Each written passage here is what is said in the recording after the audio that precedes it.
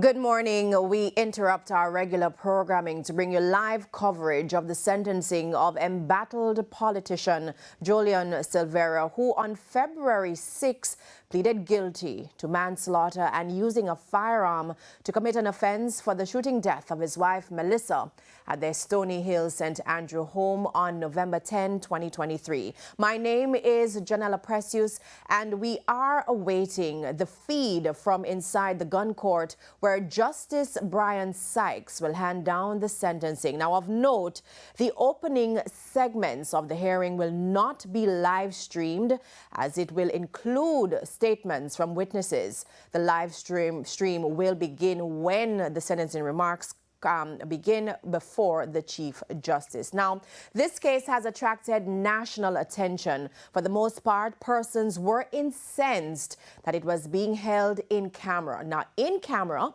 is a Latin term for in chambers or in private. The press and the public are excluded from these sessions.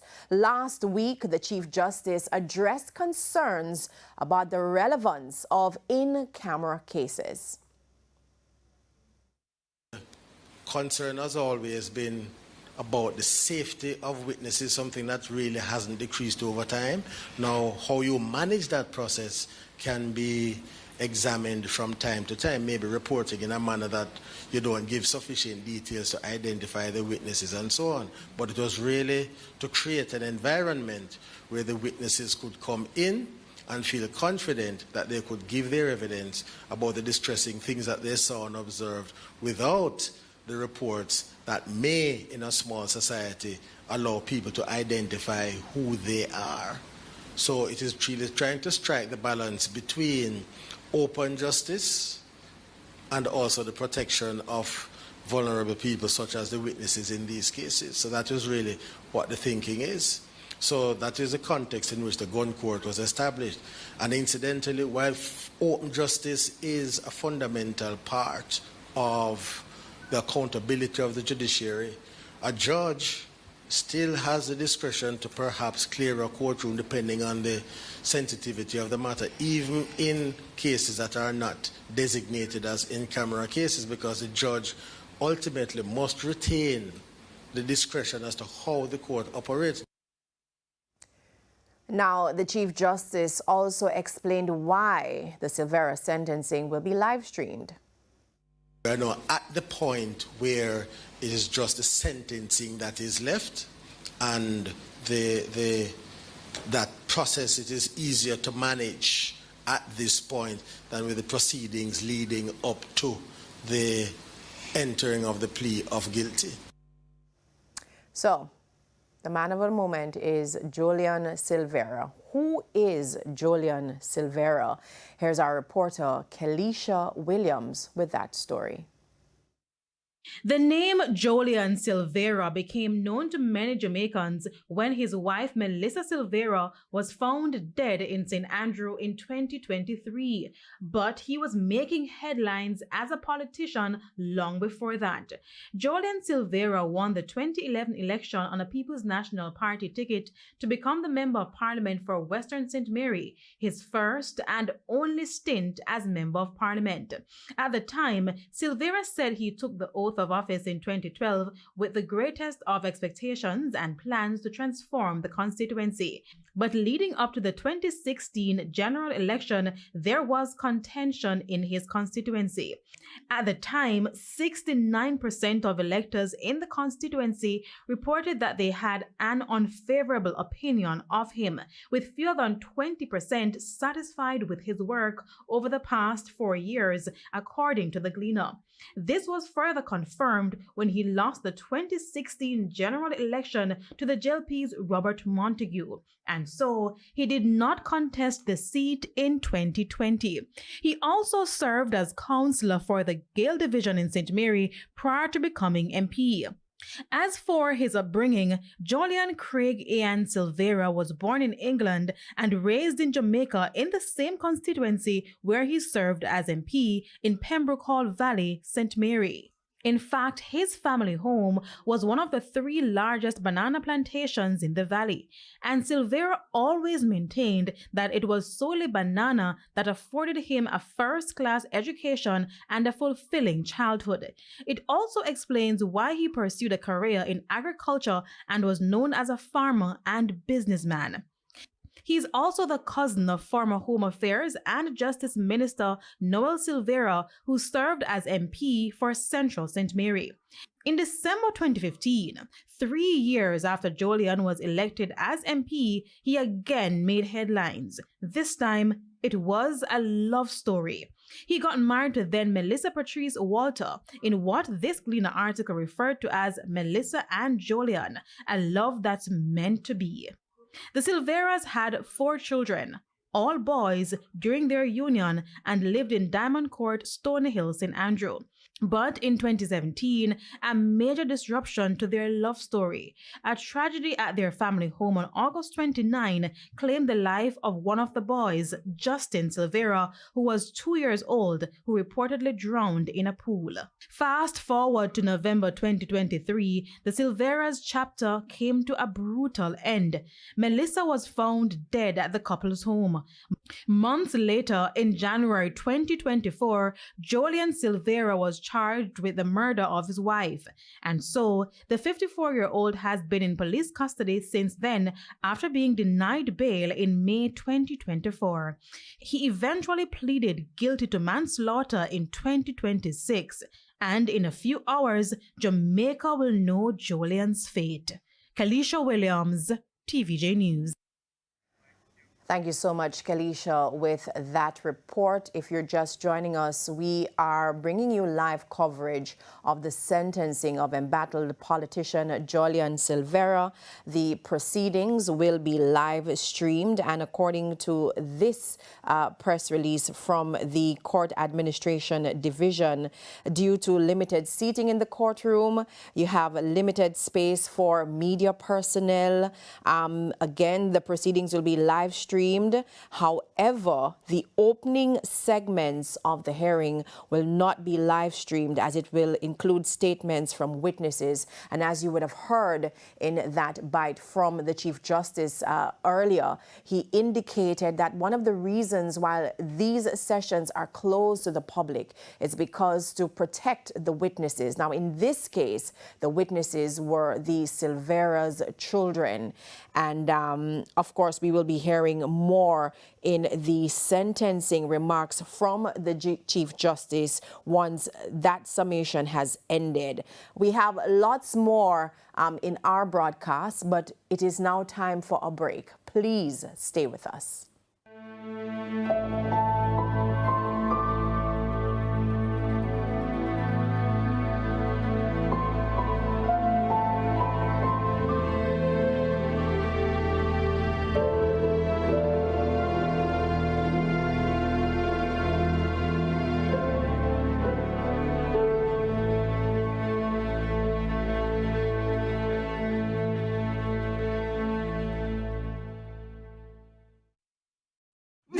Food always tastes to savor. Giving you the best, giving you the flavor. Nicing up the kitchens all across Jamaica. Happy smile when you see the price you pay for. Corned beef and the sausage. New pack. Ketchup and the pepper sauce. New pack.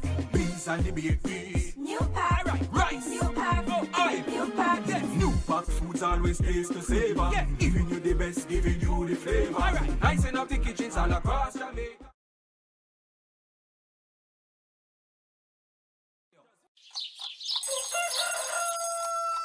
Life can be a hassle, but at Niche Financing Limited, we understand that in a world that can be so rigid, you need flexible solutions.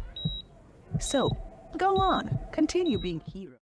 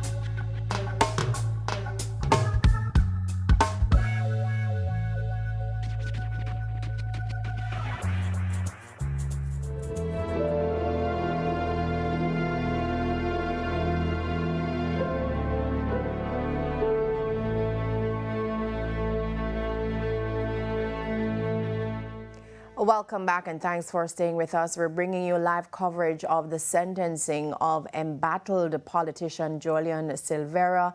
As we speak, the Chief Justice Brian Sykes is currently in the courtroom, and he is pretty much going through some of the details of the case. That, by the way, is not open to the public. Again, the Chief Justice had indicated that this was necessary to protect some of the witnesses. We will begin the live stream once the sentencing remarks begin. But our reporter, Dwayne Anderson, is live in the precincts of the court, and let's take a quick check with him. Dwayne? Good morning, Janela. Thank you so much for joining us here on TVJ. Just before you came to me, Janela, I saw two police officers just make their way from outside the Supreme Court building, and they brought a barrier to erect right at the intersection of Barry Street and King Street. Perhaps my cameraman, Richie, who's here with me this morning, could show that barrier that has just been set up.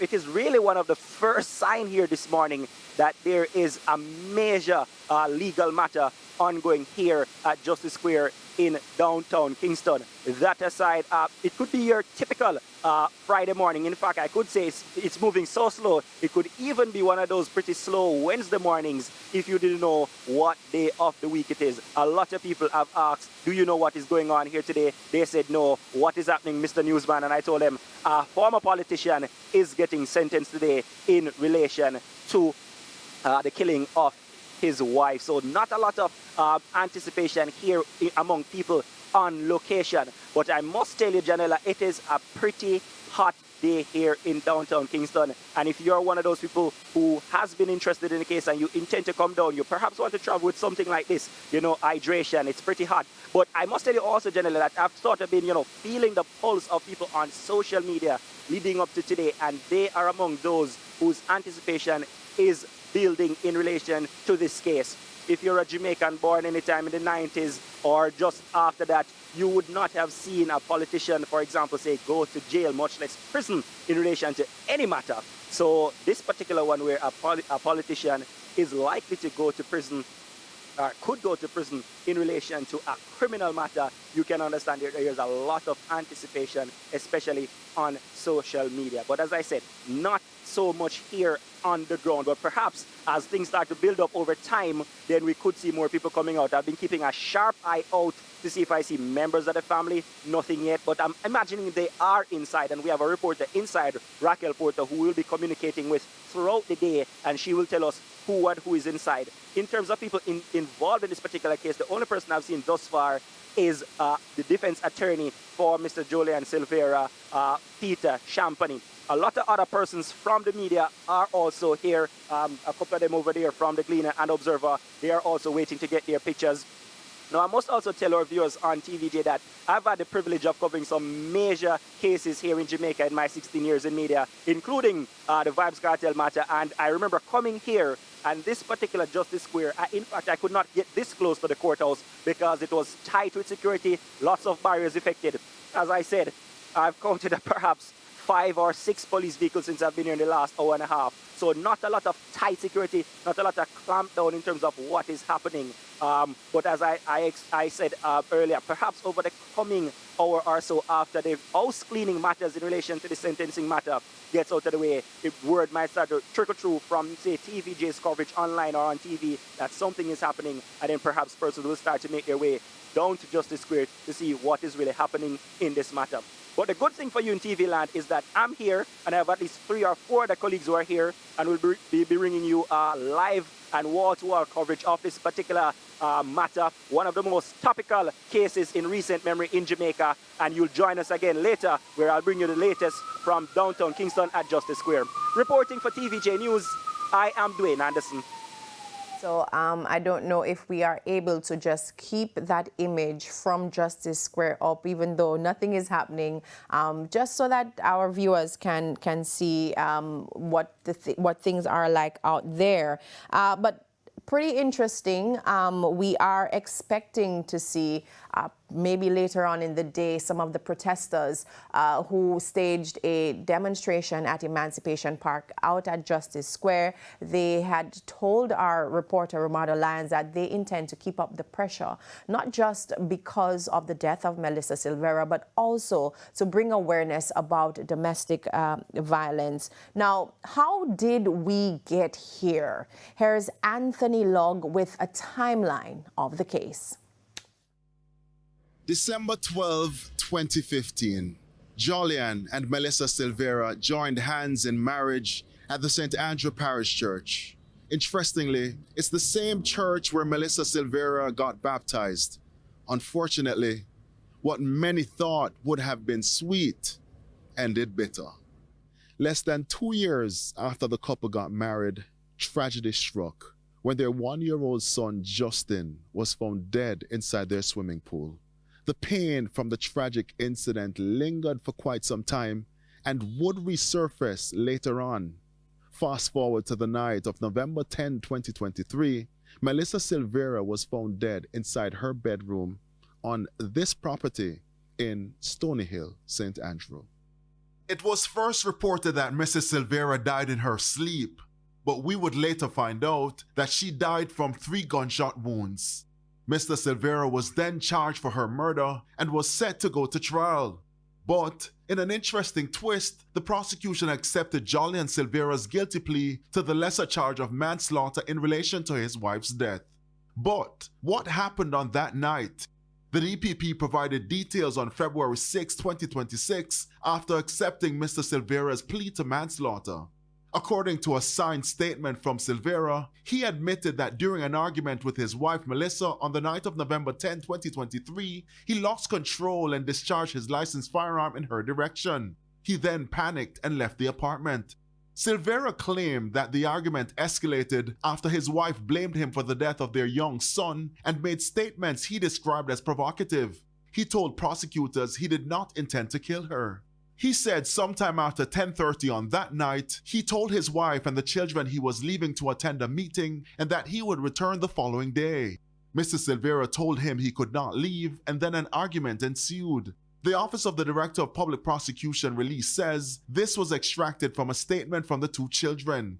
It further noted that sometime before 6 a.m. on November 11, 2023, one of the children, who was 10 years old at the time, went into his parents' bedroom and discovered his mother's lifeless body on the floor next to their bed. The child noticed there was blood coming from her orifices and her dress was covered with blood. He alerted his brother, who accompanied him back to the parents' bedroom, where they both checked for signs of life from her body. They then contacted their father. Now, Mr. Silvera, in a witness statement, indicated that after speaking with his son, he contacted the Stony Hill police station. We would later find out that it was a single officer assigned to this police station that went to the home of the Silveras. And what happened when that officer got to the house would leave many Jamaicans stunned. The policeman who arrived at the scene went into the bedroom, took a photograph of the body, and Mr. Silvera cried out. He did not further examine the body because Mr. Silvera was still crying. After learning that Mrs. Silvera did not have any known medical condition, the police indicated that a post-mortem would be conducted to determine the cause of death. He then contacted the House of Tranquility Funeral Home for the removal of the body, and then the policeman left. The post-mortem was held on December 1, 2023, where the pathologist discovered that Mrs. Silvera sustained 3 gunshot wounds, 1 to the right thigh, 1 to the lower abdomen, and a superficial wound to the right side of the abdomen. 2 projectiles were removed from her body, and the pathologist ruled that she died from multiple gunshot wounds. Ballistic testing confirmed the bullets recovered from Mrs. Silvera's body were fired from Mr. Silvera's licensed Glock pistol. He was later taken into custody. Thank you so much, Anthony Lugg, with that comprehensive report on the timeline of events, which took us to there.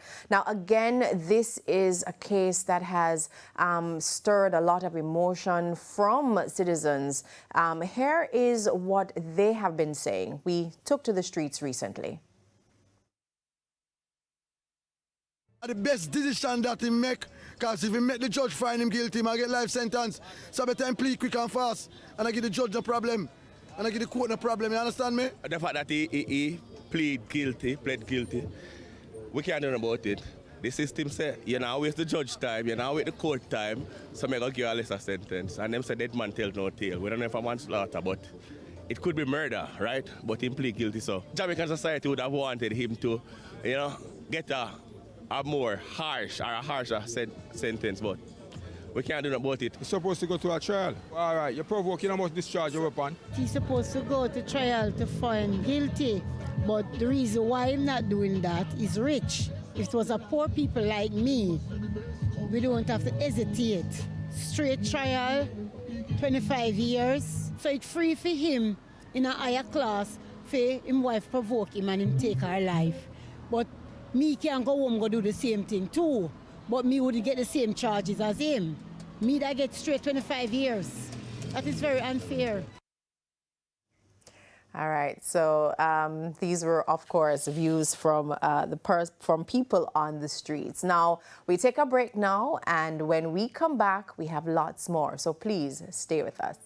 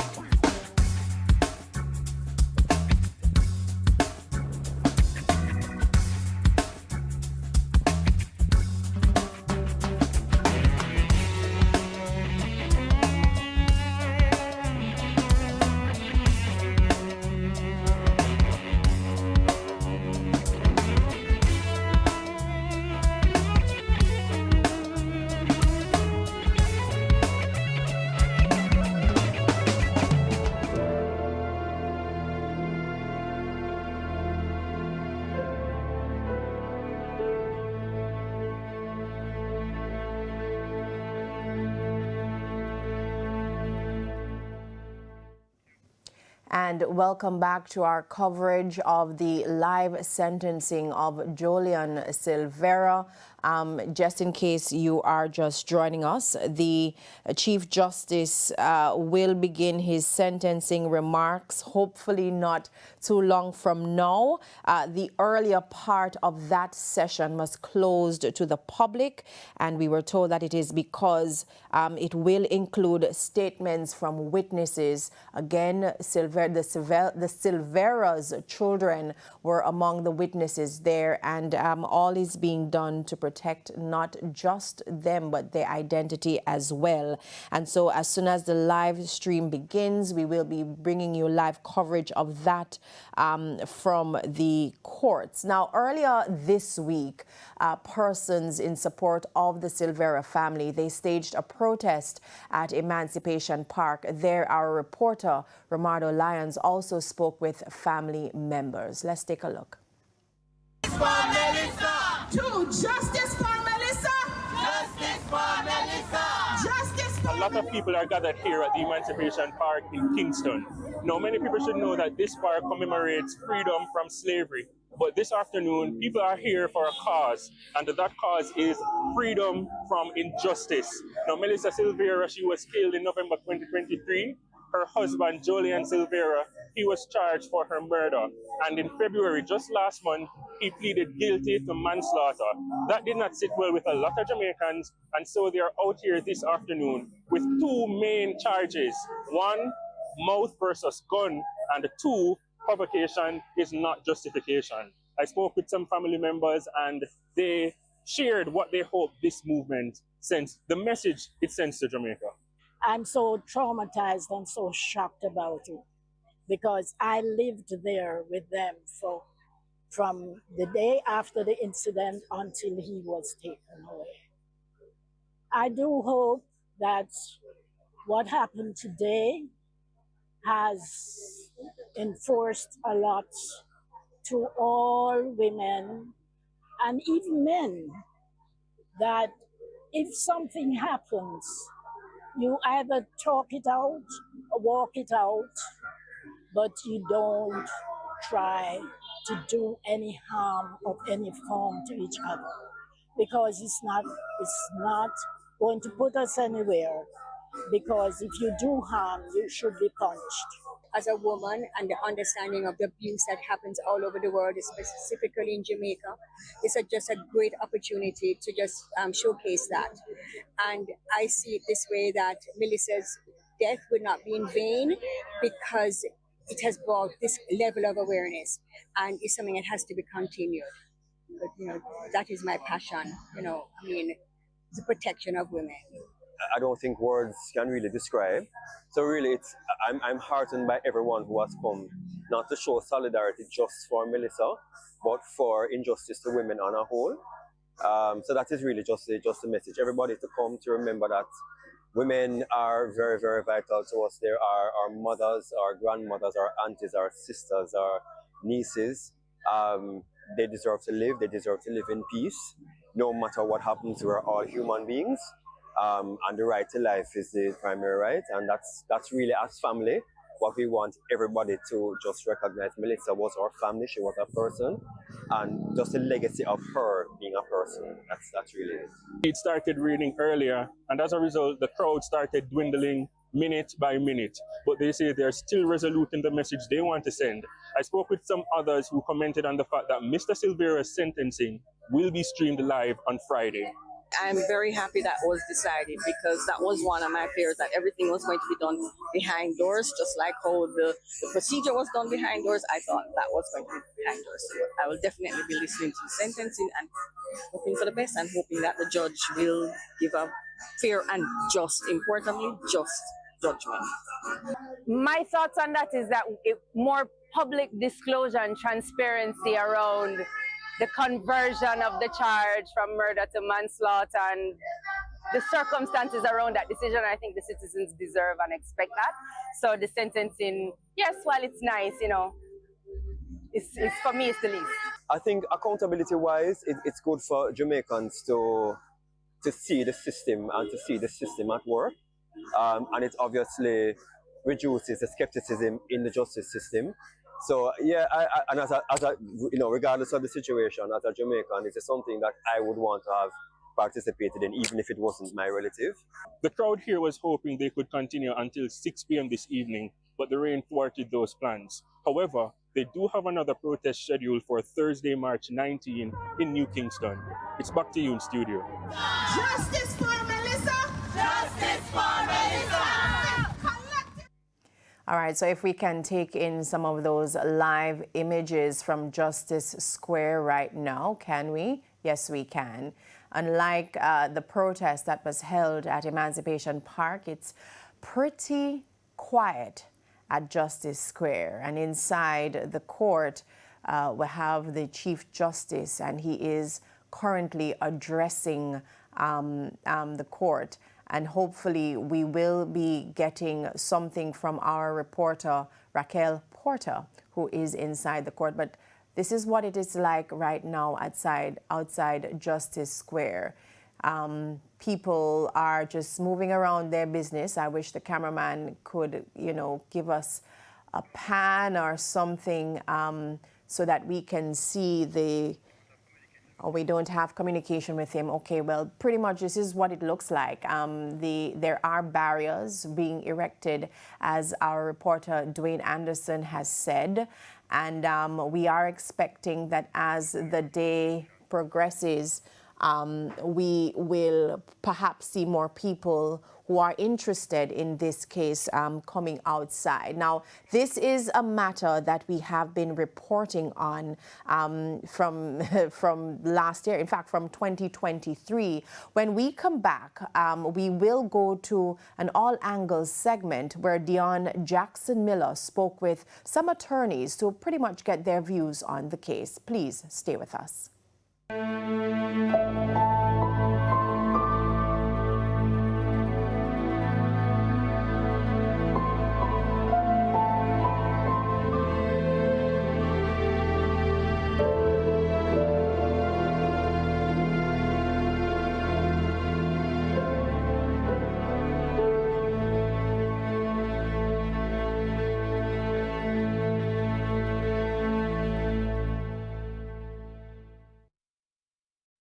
Employers, once a month, you have the power to shape Jamaica's future. By paying your hard 3% contribution, you're not just contributing, you're investing in people, in skills, in our economy. Your hard contribution trains working-age Jamaicans, aligns programs with workforce needs, and secures our future. That's not just contribution, it's transformation. Contribute to heart and to your future. Builders, tilers, homeowners, it's here. Micro Milling Thin Set. Available at Tiles R Us, Junction, St. Elizabeth. Micro Milling Thin Set gives you high performance bond for wall and floor tiles, including porcelain tiles, specially formulated for warm weather conditions. Micro Milling Thin Set bonds stronger and is easy to use. Guaranteed high quality, affordability. Micro Milling Thin Set. Available at Tiles R Us, Ballards Valley, Junction, St. Elizabeth. Stronger! This project marks the celebration of our 30th Hall of Fame and aims to highlight the achievements, challenges, and invaluable lessons of those who have shaped and are shaping the future of our economy. Our aim is to celebrate the voices and stories of 30 remarkable leaders in Jamaica's private sector. Join us as we explore these narratives of resilience, leadership, and vision.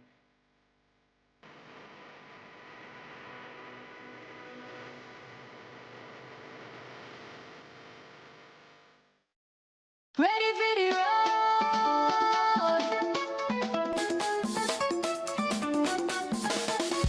Ready for the road.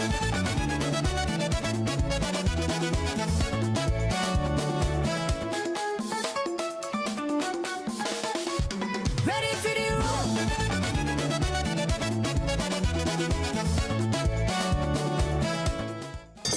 One lap remaining.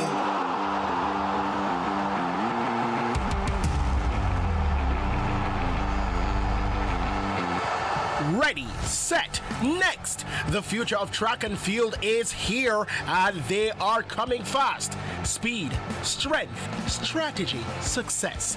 Champs Radar is your plug for the most talented high school athletes, the hardest working coaches, and pro tips straight from the legends of the sport. Who's breaking records? Who's turning heads? Who's about to own champs? Don't wait till they're famous. Know their names now. Champs Radar, Saturdays at 1:30 p.m. on TVJ. This track season, the future of Jamaican athletics is loading.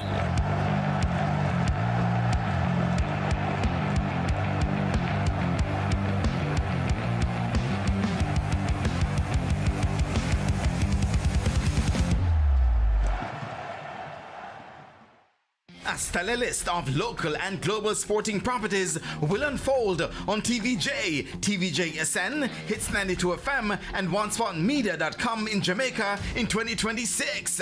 The coverage gets underway with the Gibson McCook Relays on February 28, followed by the World Athletics Indoor Championships from March 20 to 22 in Poland, and the Issa Grace Kennedy Boys and Girls Athletics Championships from March 24 to 28.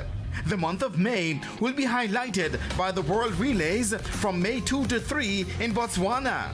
This will be followed by the J3A's National Senior and Junior Championships from June 18 to 21. August swings into gear with the World Athletics Under 20 Championships from August 5 to 9. TVJ, TVJ SN, Hits 92 FM, and One Spot Media will have the local and international sporting landscape covered like no one else can in 2026.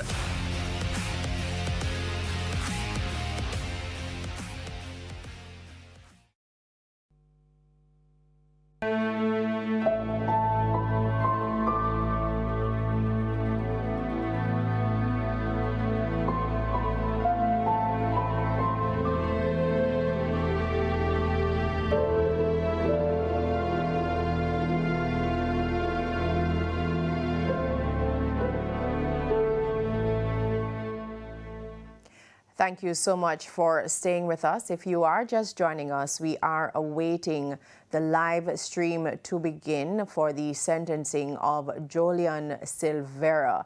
Now, earlier we would have heard from the family, we would have heard from the public. It's now time to take in some views from the legal fraternity. Here is All Angles with Dion Jackson Miller. We're continuing to talk about the Jolyan Silvera case. Now, since our last program, the Office of Director of Public Prosecutions issued a statement explaining why the office decided to accept Silvera's plea to manslaughter, albeit that he had been charged with murder.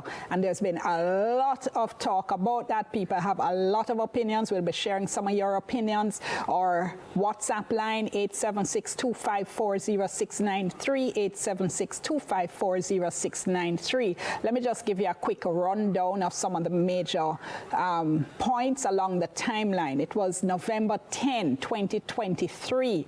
The reports we had heard had been that Melissa Silvera died in her sleep at the couple's home in Stony Hill. Now, a few weeks later, we heard that an autopsy that had been carried out revealed bullet fragments found in her body. The police announced at that point that the case had been reclassified, that it was now a murder investigation. Now, she was buried on January 12, 2024. Her funeral at the Halfway Tree Parish Church, St. Andrew Parish Church, and then just about a week later, Jolyan Silvera was arrested and charged with her murder, along with using a firearm to commit the murder.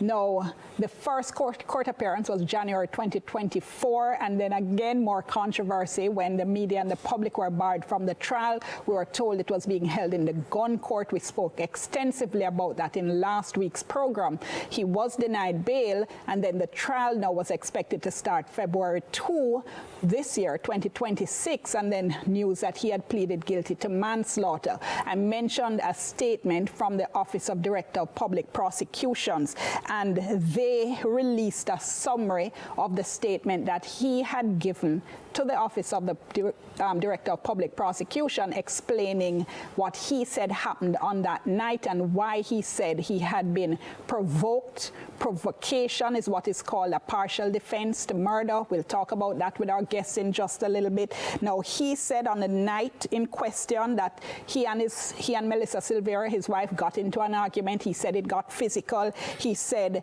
she said things to him that were provocative. He said she blamed him for the death of their 2-year-old son. Their son had died in 2017, had drowned in a situation. He had been at the house at the time. He said she also said derogatory things about his mother and his sister, and that she said something about their children, which was the last straw for him. He said he lost control, discharged her weapon. He said he left the house.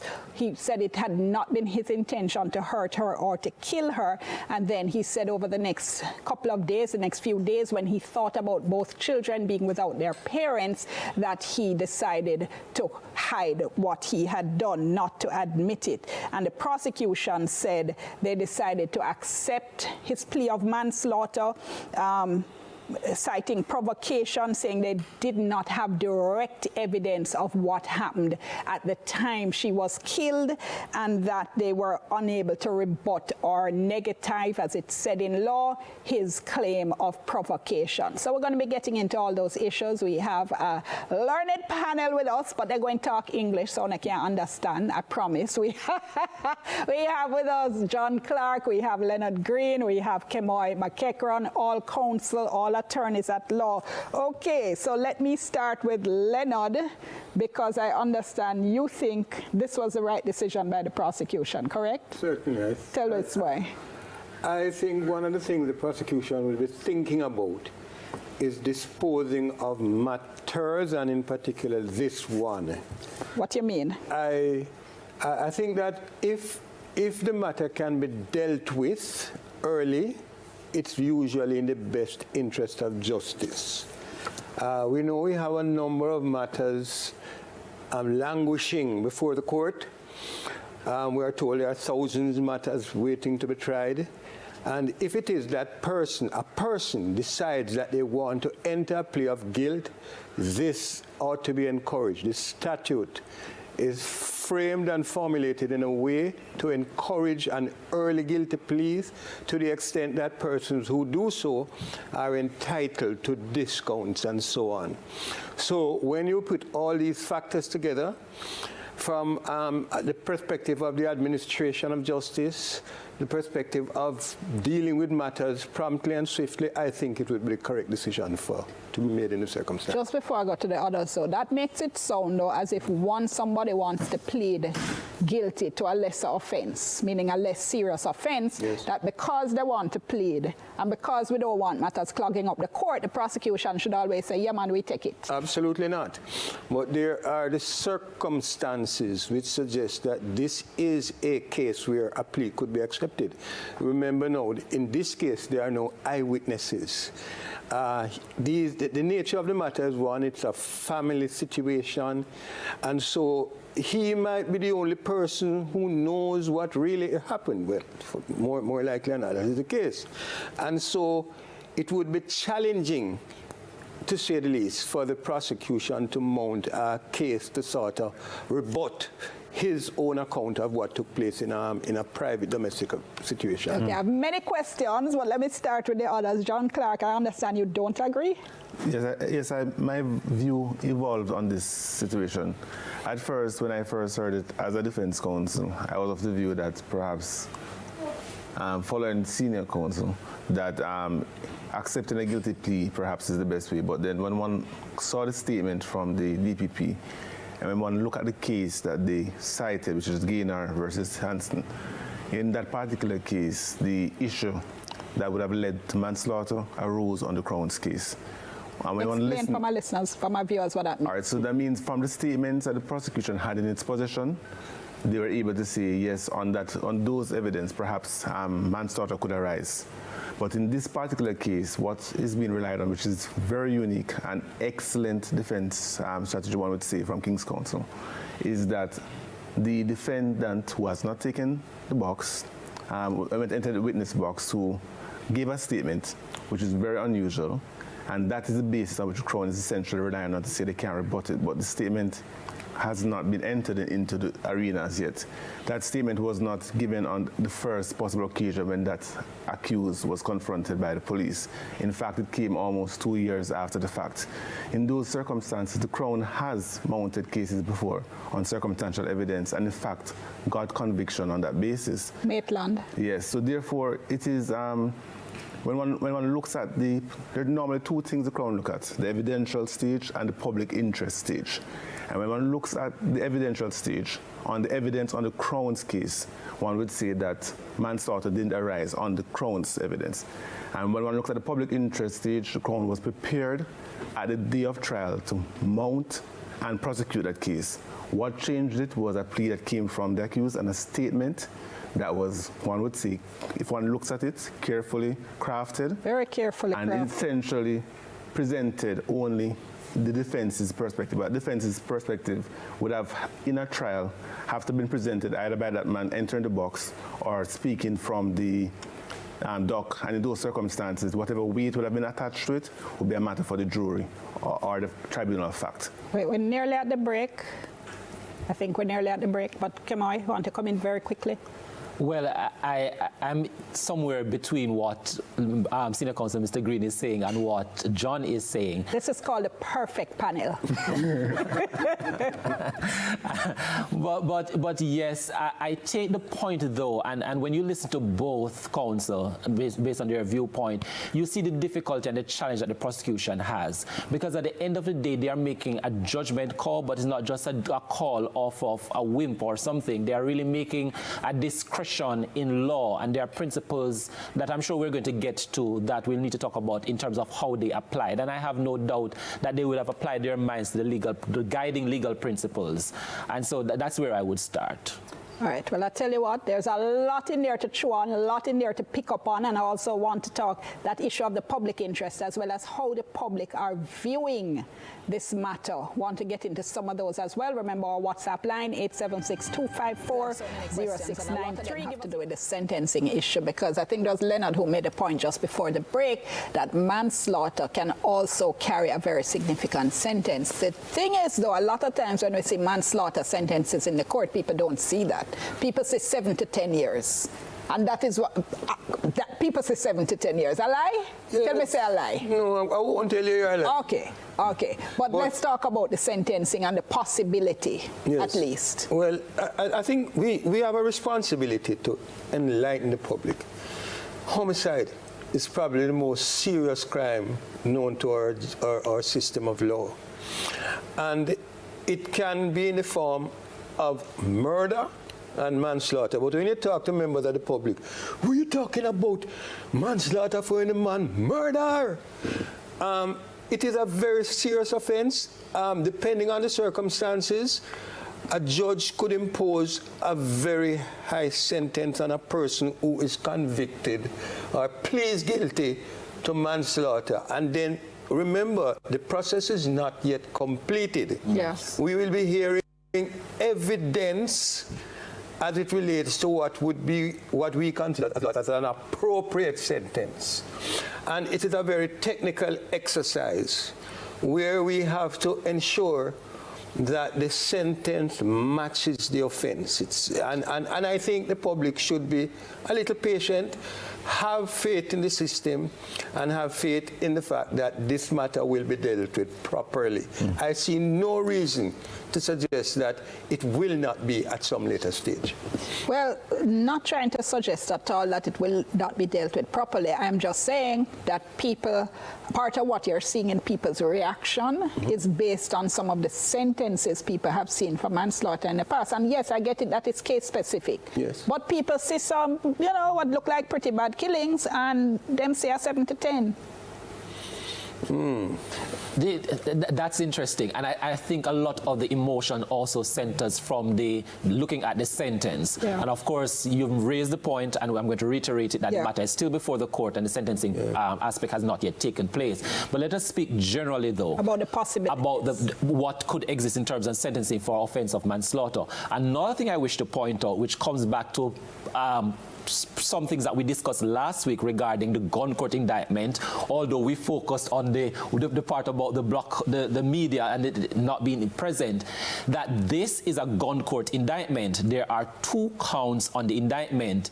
It is not a regular indictment of only manslaughter, where the sentencing guidelines indicate that it could be life imprisonment to a fine. So although you have mentioned the 7 to 15 years, which is the starting point, the extent is really life or to a fine. Why I made a point about the gun court indictment? Mr. Silvera pleaded to 2 counts on an indictment. The first count is for using a firearm to commit a felony. That felony would have been the manslaughter. Now, under the new Firearms Prohibition Act, that offense carries a mandatory minimum for that offense alone. That mandatory minimum is 20 years or no more than 25 years. So even if there's an issue on count 2 in terms of what the sentence is going to be for the manslaughter, there is still a possibility that Mr. Silvera will not get a sentence less than 20 years because of the mandatory minimum on count 1. I think, though, that we must bear in mind that the whole idea of the Act, the Criminal Justice Administration Act, early guilty plea gives him an entitlement under Section 42 of the Act to a discount. And I want the public to understand, you know, I mean, it's not like a shopping discount. It's a discount which encourages persons who are charged before the court to give an early plea. And so those are things that judge will have to take into account. I think the plea at the beginning of trial is about 35%. 50%, 50% from at earliest plea. The earliest possible date. And then there's a second tier. The second tier is 35%, which this would fall into. And then 15 in the bottom tier. 15 is if it's after the trial has started. After the trial has started. 35 is before 50, the trial. 35, 15. Right. Those are the tiers. But the judge can also doesn't have an obligation. Yes. To give the discretion. Yes. Based on the circumstances. The judge still has a discretion under the Act. Yes. Yeah. All right. Nearly out of time. So most important things the public needs to be aware of, as you say, as we watch for that final stage that the entire country I know is going to be watching. One of the things I hope is that on March 6, I believe 2026, at the sentencing, the Chief Justice would exercise his discretion that I believe pursuant to Section 13 of the Gun Court Act, and that members of the media would be permitted to at least observe the proceedings. Yeah. I heard words from the defense that they would not be essentially opposed to such an approach, and I believe that it would actually redound to the benefit of the justice system for members of the public to be able to hear firsthand from their trusted media practitioners what exactly is taking place within the courtroom. I note that for the gang trials involving guns, that the media are permitted to be present and to report on what is happening. But somehow in the gun court matters with one gun, we still have the concern that the media can't report on that. So one hopes that Section 13 would also be reviewed eventually and removed, because ultimately one of the issues that cause the public consternation in this matter is the veil of secrecy in relation to how this matter was dealt with. And when you hear the media say that they're not permitted to be present, but in other matters involving other quote-unquote ordinary Jamaican citizens, it is easier for the media to report and see exactly what is taking place. Well, as we move forward, I was trying to figure out what in that there's so much there I want to object to. And I'm not going to. I'm going to, as usual, John and I are normally on opposite sides, and that has been happening for a number of years. But I just want to remind the public, especially as we had a discussion about the public interest, that the Office of the DPP is in fact exercising and representing the public interest in all they do. It's one thing, and this happens a lot as lawyers, we know, that you may not necessarily agree with the decision, but it's not necessarily automatic that it is wrong either. And I think that the DPP office has trained lawyers, and they look out for the interests of the public, and I think that they have carried out their duty, and they will continue to carry out their duty at the highest professional standard. I mean, I would say I do appreciate the statement that was sent out that you know, yes, that we're all arguing about. Yes. That has given us a lot more insight into what happened, including the summary of the statement given by Silvera to the Office of Director of Public Prosecution. you know, we hope to hear even more after the sentencing, but I think the kind of state, because the society was kind of in a state of suppressed rage, you know, when people heard that the manslaughter plea had been accepted. So I think the statement gives us some insight. We didn't mention the issue of children, and I'm nearly out of time, and I really wanted to say that, because as we said, based on the information we got from the DPP statement, it was the children who found her body. And therefore, if they were to testify at trial, one can only imagine the additional trauma that would, you know, that would impose on them. And these are factors which I'm sure a judge will look at in considering everything and coming to what is an appropriate sentence at the right time. And I could accept that as a decision, but it wasn't put forward as the primary. It was not put forward at all as a decision. The final thing that I would say as well, too, another unique feature is that based on what we've discussed in terms of the defendant offering the plea to the surprise of the prosecution, had the plea not been accepted, what kind of trial the accused would have been able to get in terms of whether or not it would have been fair, again, particularly a jury trial. And that is also another important factor that I'm sure the prosecution would have considered as well. So based on what? We didn't know anything. Sorry? We didn't know anything. Meaning what? You say would he have been able to get a fair trial, but I'm saying it's not that we knew anything. So the jury would have been hearing a lot of evidence for the first time. No, but he would have offered a plea, and that would no longer be in a secret, and then you'd have to empanel a jury after that, him already accepting liability in terms of how that would have affected the trial at the end of the day. Sounds like a lot of legal gamesmanship. Well, very quickly, just a minute or two, but Leonard, that whole issue of sentencing again, just explain very quickly for my listeners what the judge is going to have to do. Well, I think the judge will have to look at the point I raised originally, an early plea of guilt, one, and that also speak to the issue of contrition, you know, which the judge is duty bound to take into account. That, you know, one of the reasons why he entered the plea of guilty is because he's sorry about what he has done, and he would be duty bound to take that on board as well.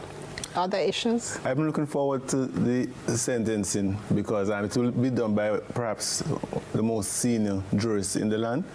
And I know a lot of persons are concerned that with this plea that ultimately he'll get away with it. But if one knows our Chief Justice, he'll be just and will operate within the framework available to him by law and will arrive at a sentence that considers all the relevant factors and ultimately will be very hard to appeal. And I join John in saying that we hope that the sentencing is public because the Chief Justice is very, very thorough in these matters. And what he'll be doing is explaining. What he'll be doing is explaining in great detail what is his starting point. So, for instance, if he's going to start with a sentence of, say, 10 or 15 years, he would explain why. If he's going to add on, which is how you sentence, you have a starting point, and then you add on, and then you take away, and then you see where you come out. You take away for what are called mitigating factors. For instance, say the person was very young at the time, that doesn't apply here. You add on for what are called aggravating factors, factors that would make the situation worse. So, for instance, he might take into account the fact that Jamaica has a problem with intimate partner violence. That might act as an aggravating factor. I'm just giving examples. But we would expect the Chief Justice on March 6 to go through a very thorough process, explain in very great detail exactly what it is he's doing and why he's doing it and the factors he's taking into account, and then how it is we're going to arrive at that final sentence that I know Jamaicans are watching for with very great interest. All right, thank you so much. That was All Angles, first aired on February 11. Now, we have some information from what has been happening in the court so far. Witnesses have been giving character evidence. The Supreme Court has heard from 2 character witnesses in the sentencing hearing for former Member of Parliament Jolyan Silvera, who pleaded guilty to manslaughter in the death of his wife Melissa. The first witness, called by defense attorney Patrice Patrice Riley said he met Silvera over 2 decades ago through politics. He said they would speak about 5 times per week. Responding to how he would describe interactions with Silvera, the witness said their relationship was cordial. Now, the witness said he had never seen Silvera upset and that he was very shocked when he heard about the incident. He described Silvera as humble, kind, and a good father, adding that he hoped he would be shown some leniency. Meanwhile, the second witness said he knew the former politician for approximately 15 years. He said when he heard that Silvera had pleaded guilty, he was gutted, disappointed, and hurt. Nonetheless, he said he was giving character evidence because that was not the man he knew. 54-year-old Silvera has had no previous conviction. Again, this is part of the process before the judge hands down his sentencing, and hopefully that will be done later this morning or could go into the afternoon. It depends on how many witnesses there are. But so far, 2 witnesses have given character evidence, and our reporter Raquel Porter is actually inside the court, and she is providing us with the information as it is made available. Now, I'm told that our reporter on location of Justice Square, Dwayne Anderson, is standing by with someone. Do we still have Dwayne? We are right where you left us the last time you checked in, outside the Supreme Court building here at Justice Square in downtown Kingston. And of course, we'll be here until the sentencing matter runs its natural course here today. Now, if I didn't know any better, Janela, I'd say that our presence here outside the court in downtown Kingston was sort of a signal for the authorities to put in place some more security measures, because since we last spoke, the number of barriers here that have been erected moved from 1 to about 5. And in fact, a couple of police officers have now been stationed at points along King Street and Barry Street to offer some additional protection and security around the court as proceedings going on inside. Only foot traffic, pedestrians are allowed between this intersection between Barry Street and King Street for the entirety of the premises here at the courthouse. No motor vehicles, with a few exceptions, of course. So the only vehicles that are allowed to pass through this particular area are emergency vehicles, and since they've erected these barriers, I've seen 1 police car go through and an ambulance. People coming here now, they're starting to get an idea of what is really happening, and interest is building among some of these people. As I said earlier when you last spoke to me, a lot of people in Jamaica born in the 2000s and the 90s would not have seen a politician go to jail for any matter whatsoever, so they are very intrigued. And of course, for many people in Jamaica, the biggest test of the justice system is when how it deals with people who are perceived to be in high power, people in high places, like say a politician. So for many normal Jamaicans looking on, if a politician goes to prison for an offense, then in their estimation, the system is working. Now, one particular gentleman I spoke with this morning, Mr. Dewey, he's aware of what is going on. In fact, a very knowledgeable gentleman I was speaking to, and he's now joining me on TVJ for about 2 minutes. First of all, what do you make of the proceedings leading up to this point? It's kind of a puzzle, you look at how I've been following the case, and it's, when to see what it end up with, I won't go into details, what it end up with from one to the other, which is a deal, and so it's kind of don't look so right, but when I do I'm saying how it's good. My thinking now in my pan out is that we are looking at 2 charges. There's a gun involved, yeah. So and the new laws now say a gun is mandatory 15 years, and then the manslaughter is what? What is the maximum? What is it? Up to 15. Up to 15 minimum. And there's so they probably go 15, and then they were gonna say, all right, for time served, we minus the 2 years. Our 3 years is in just over 3 years. Yeah, 3 years.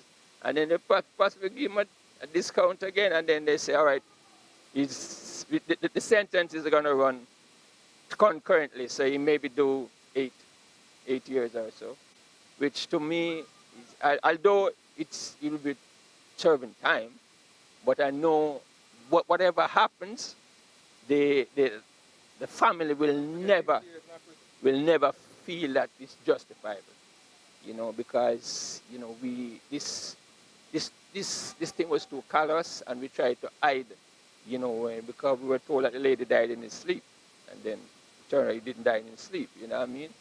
Which is, you know what that's tantamount to, you know what I mean? But let's hope for the best, and we hope that this case can be a watermark case where we can know that, okay, let's revisit the laws to make sure that the laws portray equality, not one set of laws for the people up so and the other set of laws for the people then down so. You know what I mean? It should be, regardless of who you are, if you could be the prime minister or the guy on the street, the garbage collector, but you do the crime, you must do the time. Well said, Mr. Dewey. Mr. Dewey is one of the Jamaicans here outside Justice Square who has been here for the last hour or so observing what is going on, and he's eagerly waiting to see how the court will arrive at its decision in this particular sentencing. Done a lot of maths in his head, and he's ready to hear what the court will decide. In fact, the last time you joined me, Janela, it was absolutely steaming hot. It's changed in the last 45 minutes or so. Now, if you're going to come down here, I'd probably say to you, walk with your umbrella. It is overcast, it is getting quite windy, and I can almost smell the rain in the air.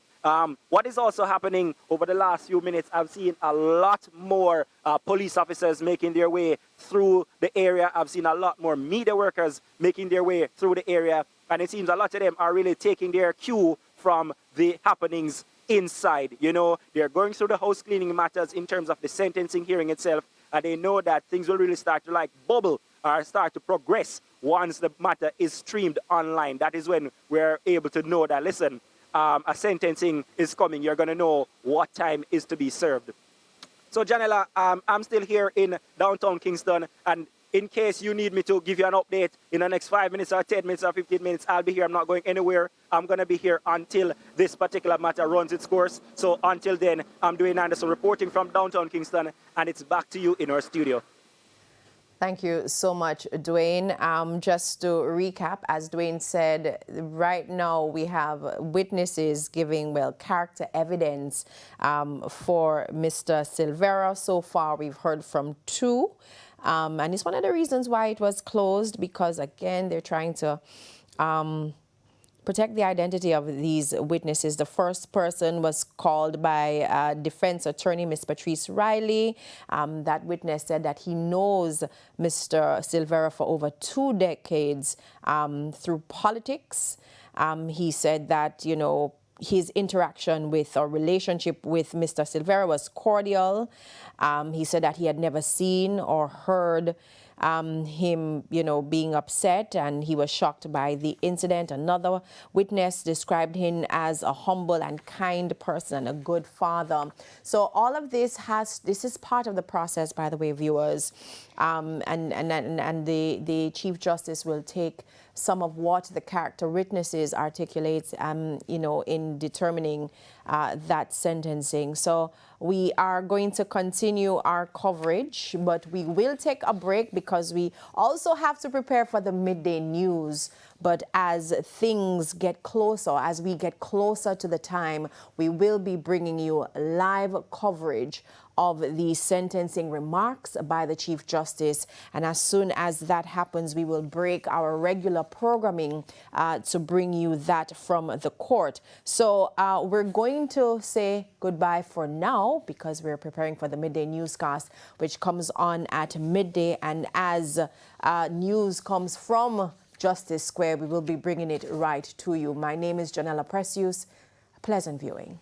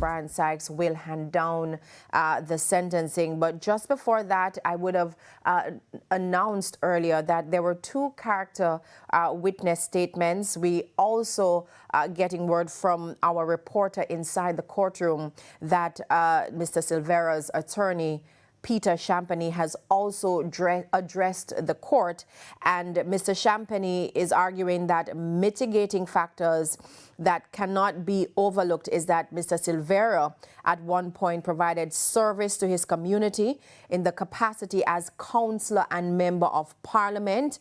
Mr. Champagny said the circumstance Silvera did the honorable thing by pleading guilty to manslaughter. He said by taking this course, it has saved a lot of emotional grief from witnesses testifying, no less the children.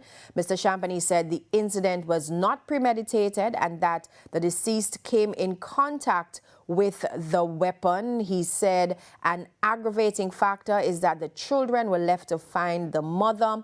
Mr. Champagny asked the judge to juxtapose Silvera's mother, what Silvera's mother said, and that is that he was exposed to proper upbringing. Now, all of this, ladies and gentlemen, our viewers, these are the arguments put forward just before the Chief Justice makes his sentencing. I'm going to read you some more from Mr. Champagny. Again, we're just getting this information from our reporter, Raquel Porter, who is inside the courtroom.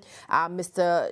Champagny also made the point that the social inquiry report said that Mr. Silvera has avoidance qualities. A social inquiry report was done, and it noted that Mr. Silvera had avoidance qualities and would avoid conflicts. He's also asking the judge to consider the fact that the deceased was described as blunt and would tell you exactly how she was feeling.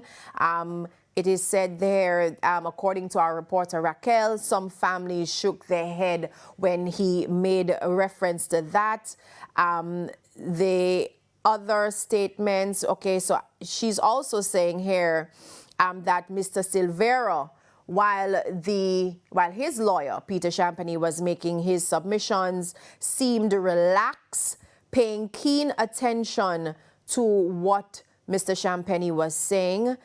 In pleading for Silvera, the council has not asked for a specific number of years to be imposed. Bear in mind not just the element of retribution, but the possibility of one day Silvera being able to exist outside the confines of a prison in the remaining years. There's been a lot of hue and cry, and when we recognize what was done cannot be undone again. These are some of the submissions I'm reading to you from the courtroom, presented to me by our reporter Raquel Porter, what is being said by the attorney Peter Champagny, who was making a case before the Chief Justice makes his sentencing. Now I'm told that Prosecutor Green is asking the judge to consider that he knew this from the very moment he was placed before the court. 35 statements, including post-mortem, was disclosed. It was already known to Silvera, but he pleaded guilty just before the trial.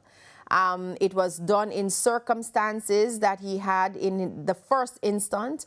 The defense is also asking the Chief Justice to consider the timing of Mr. Silvera's actions in reducing any discount. He's also asking the Chief Justice to take into consideration the overwhelming aggravating factors. The use of a licensed firearm. The offense took place in their bedroom and the house they shared. He left the body in circumstances where the children could find her, and they actually did. The defense is also asking the Chief Justice to take into account evidence that he took steps to conceal the fact that he had shot and killed his wife. The status of the master bedroom, the defense is also arguing the room was retiled, painted, and furniture sprayed over, done in a short space of time after death. No scenes of crime, no evidentiary material, no photos taken. The room was redone when the police went back to the scene. Silvera was also interviewed after the death, and he gave an account which was not an admission of guilt. And again, these statements are coming from the defense in also making their case before the Chief Justice. And I'm being told that the stream, has it started? The live stream from the court is about to begin. My producer. Okay, so it is about to begin. So Chief Justice is on the screen, and again, we are waiting. Okay, so we now turn to the live feed. Indictment containing 2 counts. Count 1 charges him with the offense of using a firearm to commit a felony, contrary to Section 14(2) or Section 14 subsection 2 of the Firearms Prohibition, Restriction and Regulation Act. The particulars of that offense are that Jolyan Silvera, between the night of November 10, 2023 and the morning of November 11, 2023, in the parish of St. Andrew, used a firearm to commit a felony. Initially, the felony was murder. It was changed to manslaughter, and he pleaded guilty to that offense. Count 2, charge him with the offense of murder. Particulars of that offense are that Jolyan Silvera, between the night of November 10, 2023, and the morning of November 11, 2023, in the parish of St. Andrew, murdered Melissa Silvera. To that count, he entered a plea of not guilty of murder, but guilty of manslaughter. The plea was accepted by the prosecution and accepted by the court.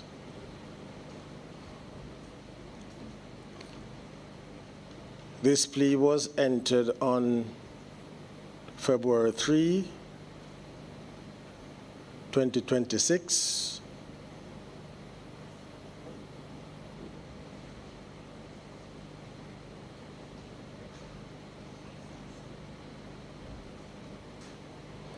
And on that date, a statement from the defendant was read into the record. And it states, I, Jolyan Silvera, made this statement to say that on the night of November 10th, 2023, a very unfortunate incident occurred, resulting in the death of my wife, Melissa Walter Silvera. Leading up to that event, there has been provocation from her ever since the death of my son, for which she continues to blame me. As per usual, to avoid confrontation, these confrontations vary from financial to taking responsibility for the conditions that we were living in, and she has a time where she explodes no matter when and where.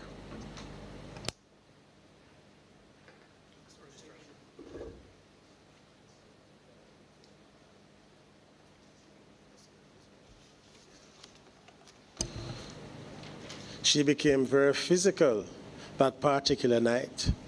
These are ongoing things.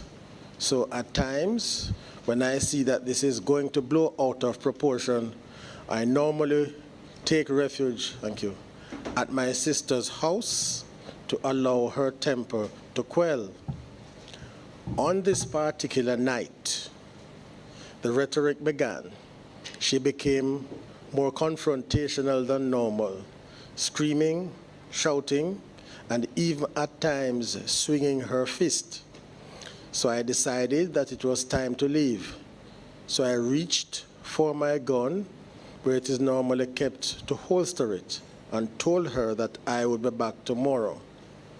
She became increasingly angered and enraged and lunged after me and grabbed at the gun and then uttered the words to the effect that I was responsible for the death of our child and made derogatory comments about my mother and the family. Although she had mentioned blaming me for the death of my son before that night, the way she said it and how, and the mention of my mom and my other family, her words and expletives that night really angered me in the moment.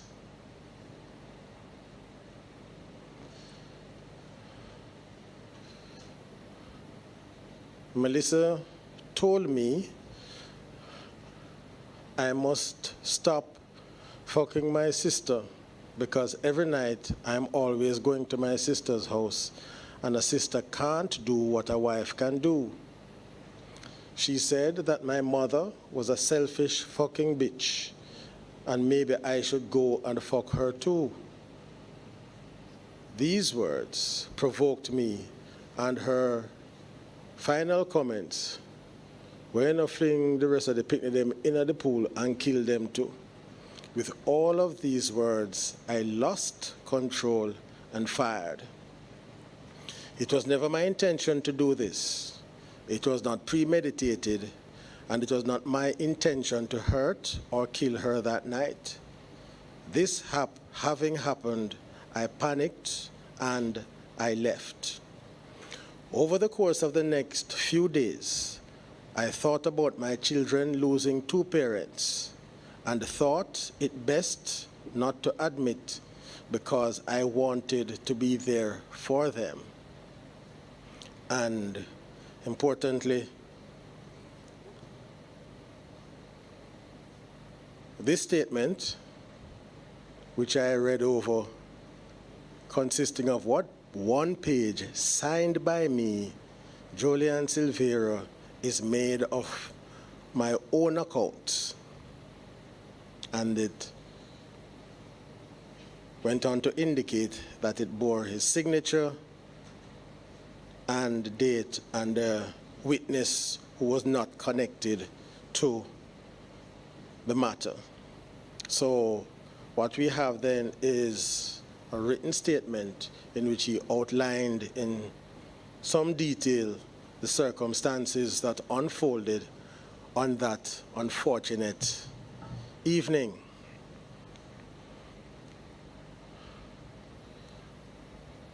Now let us go now to what the prosecution outlined to the court. And then we'll have some observations about that, and then put this in context of the law relating to homicide.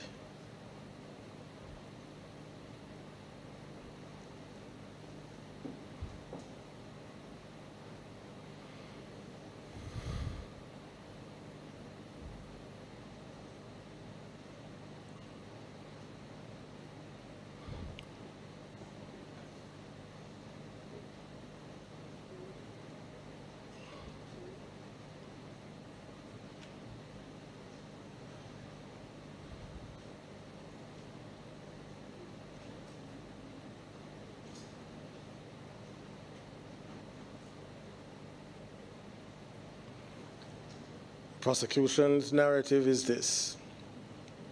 Sometime after 10:30 p.m. on the 10th of November 2023, Mr. Silvera told his wife and children that he was leaving and that he will return the following day. His wife told him that he could not leave, and an argument ensued. According to the children, the adults swore at each other and then he left. Sometime before 6 a.m. on the morning of the 11th of November 2023, one of the children, and the name is there but I'm not calling the name, went into his parents' room, he discovered his mother's lifeless body on the floor next to her bed. He observed that blood was coming through, to quote, her butt, mouth, and nose. He ran from the bedroom and alerted his other brother, who accompanied him back to the parents' room. They indicated they both checked for signs of life. They then decided to make contact with their father and were eventually successful. The prosecution next referred to a witness statement provided by Mr. Silvera. This is a statement that was provided before he became a suspect. In that statement, he indicated that upon speaking to his children, he contacted the Stony Hill police station and told them that he was on his way home when he got a call from his son indicating that his mother's lifeless body was there and that he needed assistance. Upon arrival at the house at 28 Diamond Road, Stony Hill, in the parish of St. Andrew, Mr. Silvera went into his bedroom, saw his wife sitting in a position with her head leaning forward at the side of the bed.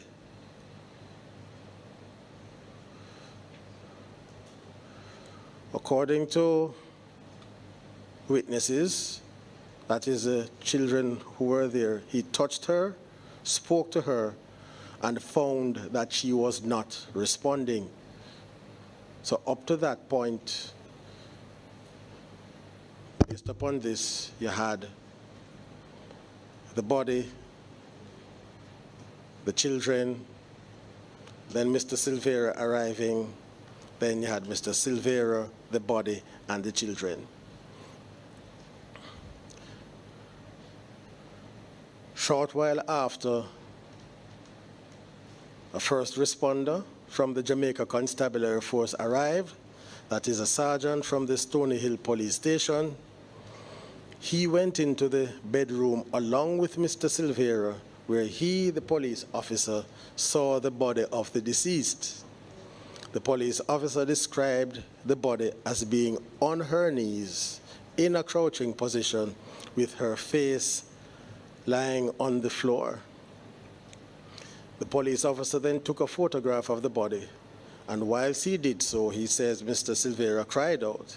He told Mr. Silvera to cover the nude section of his wife's body. The police officer did not carry out any further examination of the body.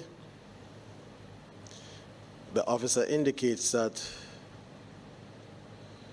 he did not, that Mr. Silvera advised him that the deceased had no known medical condition, and the police officer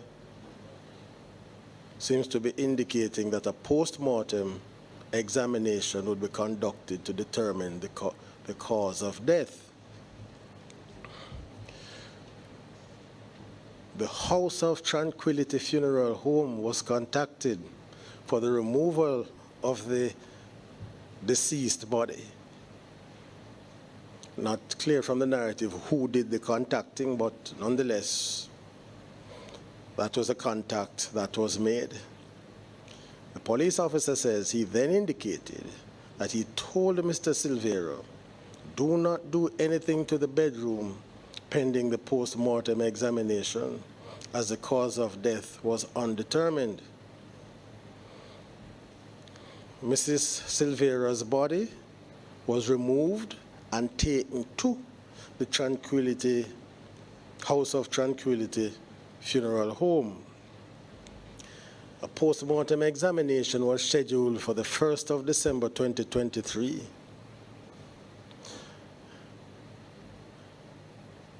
The pathologist who arrived to do the post-mortem examination observed marks on the body.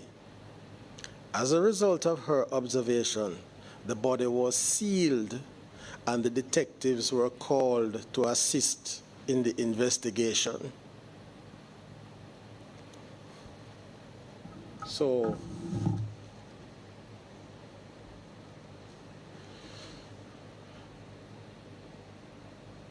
on the 15th of December 2023, the same pathologist conducted post-mortem examination on the body of Mrs. Silvera.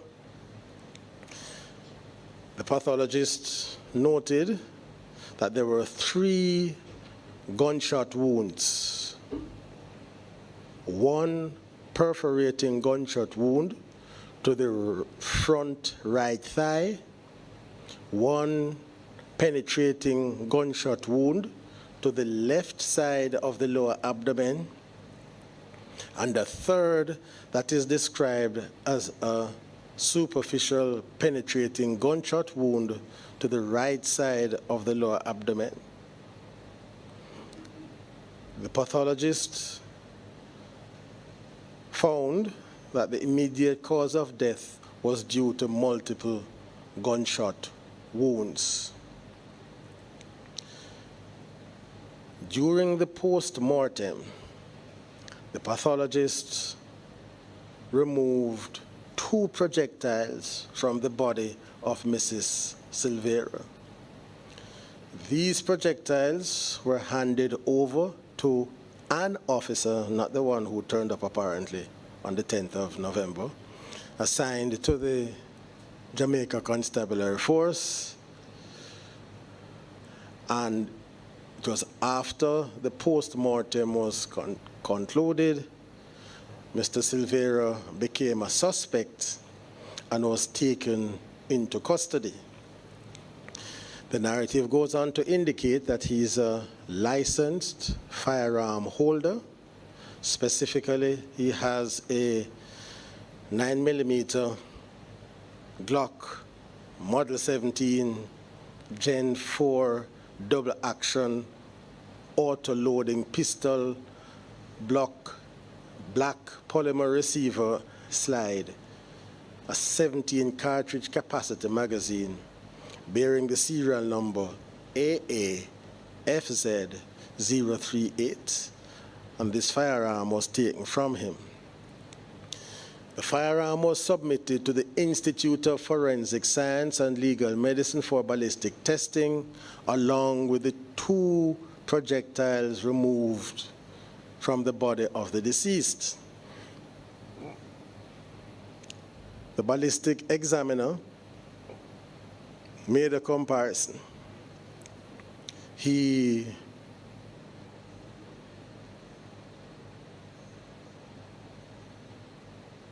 test fired the gun. This is now in January of 2024.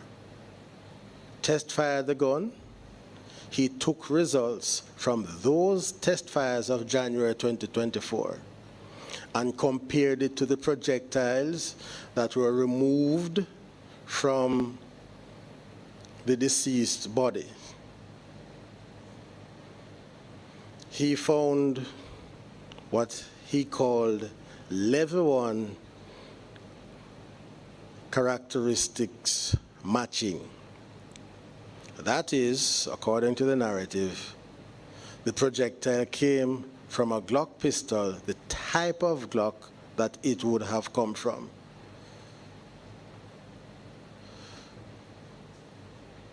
He found that there was some amount of level 2 matching, and this apparently is striations, and that there were no additional markings that were unusual. So I'll pause here for a moment and indicate this.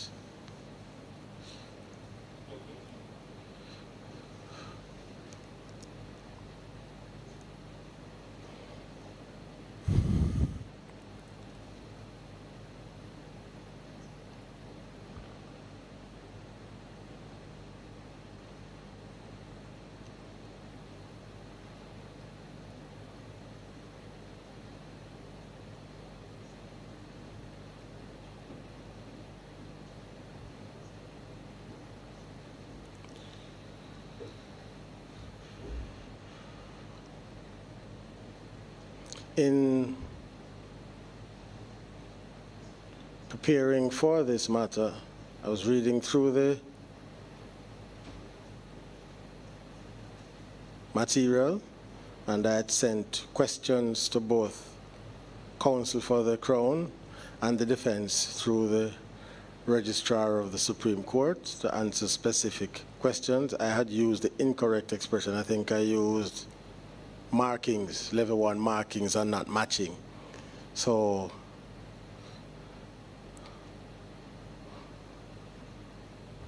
counsel for the defense, being the cautious man that he is, he indicated that he did not have any document that referred to level 1 or level 2 markings. So that was my error. They should have been matching. The Crown also responded, getting assistance from Superintendent of Police Miguel Bernard, and he responded, and apparently this is a quotation from him. I don't think the defense is taking issue with the exposition on this by the superintendent. He says, correcting me, that the term used was level 1 matching and level 2 matching. The term is used to provide a simplified understanding of the examination process. Level 1 matching, this is matching of the class characteristics. Class characteristics can be used to eliminate certain firearms as potential sources of firing a bullet or a cartridge case. However, they do not narrow it down to one specific firearm in the class or group. Class characteristics of bullet include the caliber, the number of lands and grooves, direction of twist of lands and grooves, and width of the lands and grooves.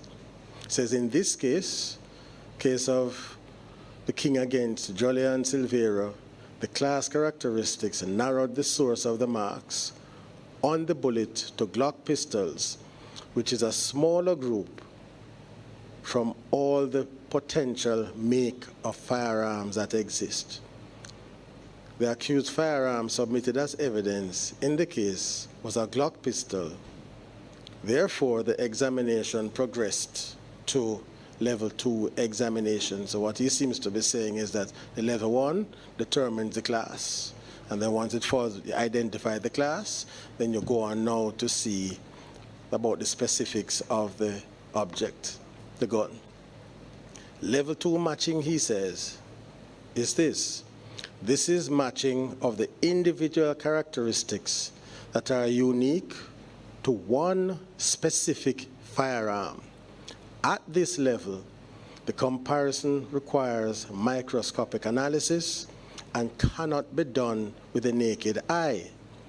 Individual characteristics of bullets are random, striated marks, striations on the land impressions on the bullets.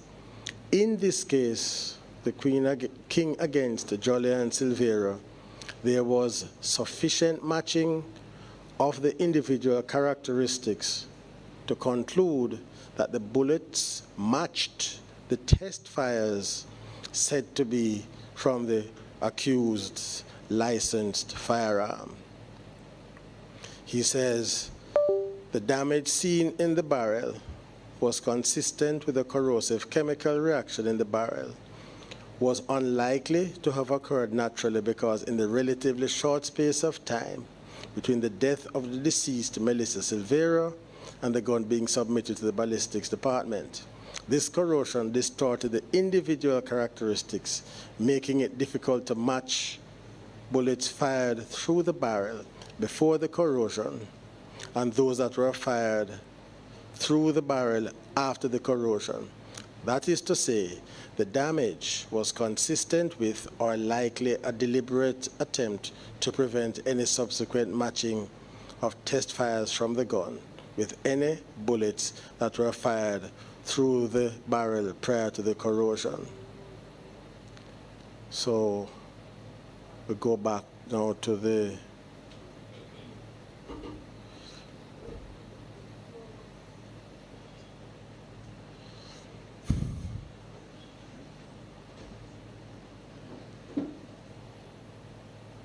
narrative here.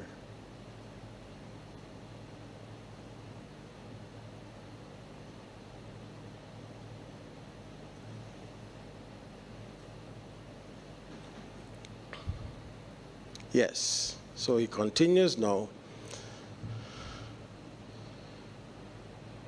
There is something called an IBIS system, that is an integrated ballistic identification system, commonly known as IBIS. This is a database, and this database contains firearm ballistic signatures.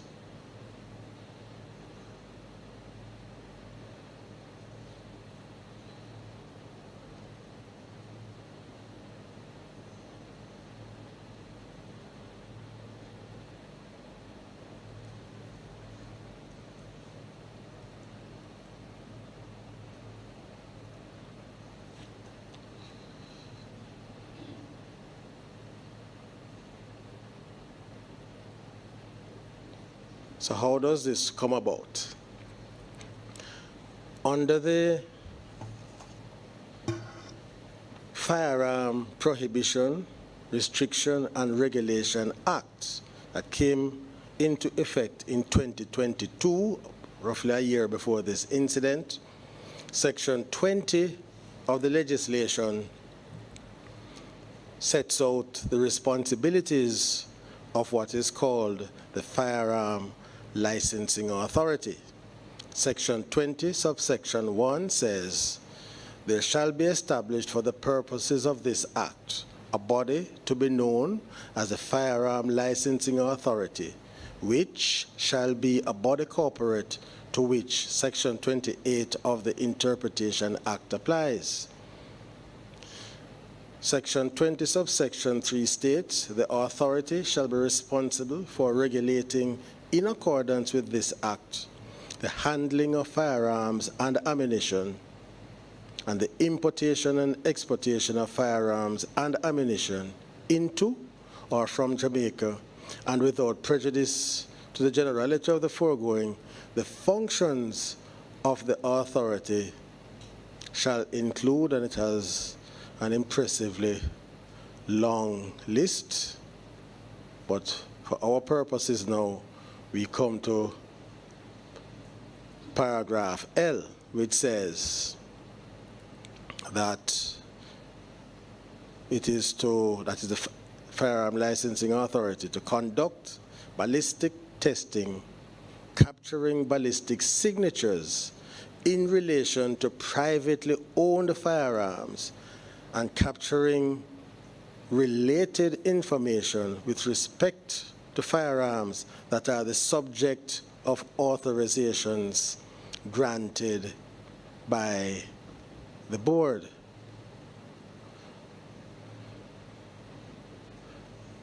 Then there is reference to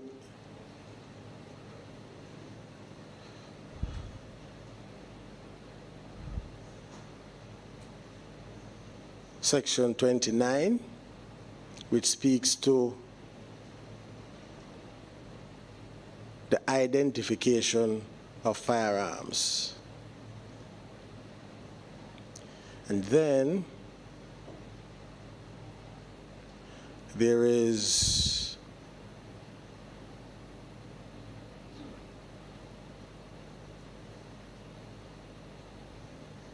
Section 31, which says the institute shall be the responsible entity for capturing ballistic signatures and other information in relation to firearms that are the property of the government of Jamaica. And then Section 31, subsection 2 says the authority shall be the responsible entity for capturing ballistic signatures and other information relating to privately owned firearms. So that is the context in which this capturing of signatures of firearms take place. An institute is defined in the legislation as the Institute of Forensic Science and Legal Medicine. That's found in Section 2, that's the interpretation section of the statute that defines institute. So that is what is being referred to in the legislation at Section 31.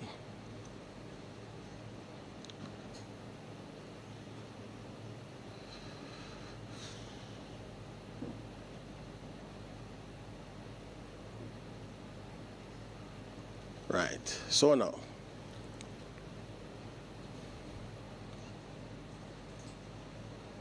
so the narrative goes on. The Firearm Licensing Authority apparently has access to this IBIS database. And apparently the idea is that whenever a person would acquire a firearm that's a private citizen and present the firearm to the Firearms Licensing Authority, test fires will be made and the ballistic signature from the said firearm is uploaded to the IBIS system. So the FLA creates a signature, is stored on the IBIS system.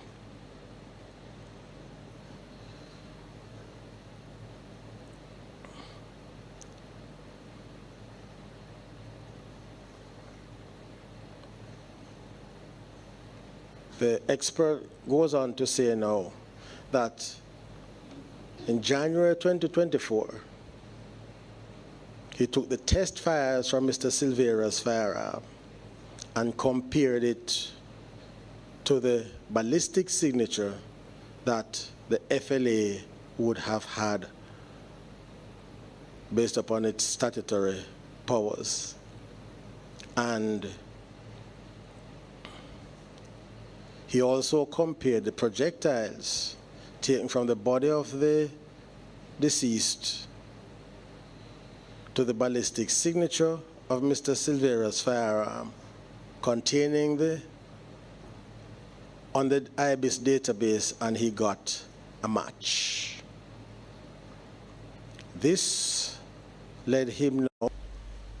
So the expert contacted the Firearm Licensing Authority and requested the physical ballistic material belonging to Mr. Silvera's Glock pistol. The FLA provided the material to the Institute of Forensic Science and Legal Medicine. The expert did a comparison, and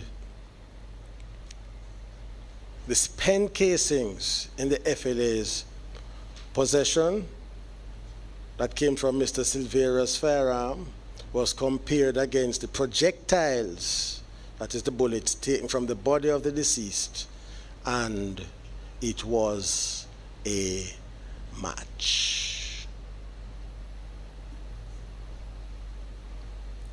He went further.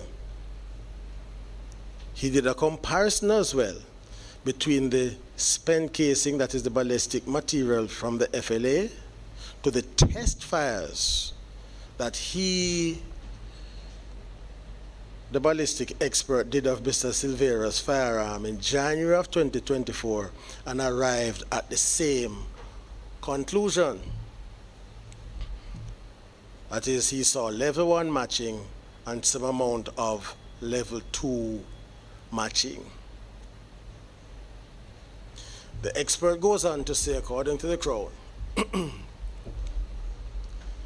having looked at the barrel of the firearm closely, he saw what in his opinion would have been the existence of corrosion or the existence of a corrosive material being introduced into the barrel of the firearm. But based on the extent of the level 2 matching of the characteristics, he was able to say that these projectiles came from this firearm.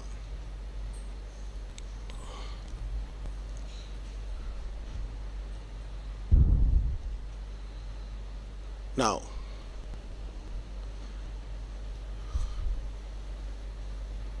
additional narrative here. The Crown outlined that each time an individual renews his or her license for the firearm, the authority itself would take the firearm and inspect it for modifications or any signs of tampering. The narrative from the Crown is that on the 29th of September 2023, Mr. Silvera renewed his license and the firearm was inspected on that day. The information from the Firearm Licensing Authority is that no signs of tampering were observed during that inspection. And then, after the conclusion of the ballistic examination, no surprises here, Mr. Silvera was taken into custody. I think he was already in custody before, based upon the narrative, but anyway, he was now arrested and charged. The expert expressed the view that the corrosion could not have occurred naturally based on what he saw. In fact, he said that that type of corrosion would normally occur in firearms that are kept in water, or firearms that are buried in some areas as frequented by liquid or some other form of substance. He expressed a view that it could not have occurred between the 29th of September 2023, when the firearm was examined by the Firearm Licensing Authority, and January 2024, when he, the expert, did his examination. So he was then, that is Mr. Silvera, arrested, charged for the offenses of using a firearm to commit a felony and murder. And after that narrative was outlined, then the Crown indicated that they were minded to accept the plea. And after that narrative was outlined, then the Crown indicated that they were minded to accept the plea. So that's part one of my remarks.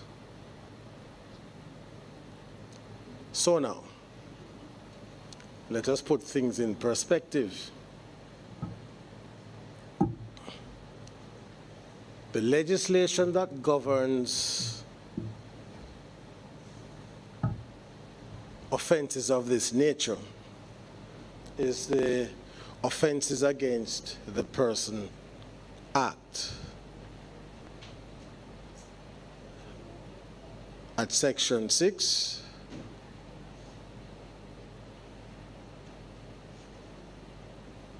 it says,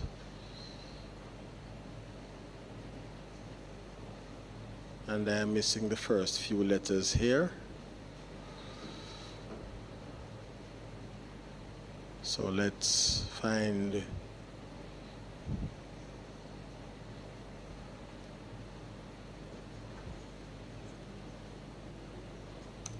one with all the information present.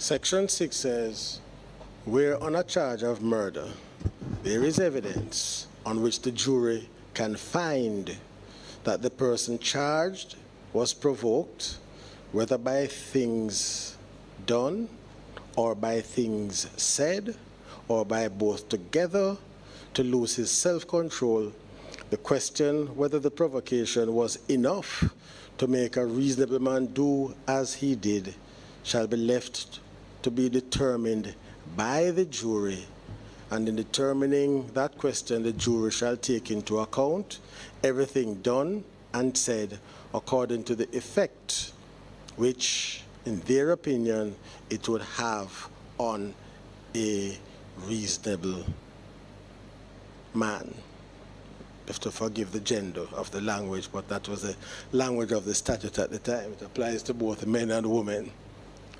So the point is that what Mr. Silvera outlined in his statement, had it gone to trial, would have to be put to the jury for them to consider whether he is not guilty of murder, but guilty of manslaughter. And let us not forget that in the context of a trial, the jury, in its wisdom, can acquit completely, because we seem to forget at times that juries don't have to accept any fact that is put to them. They are constantly reminded of this.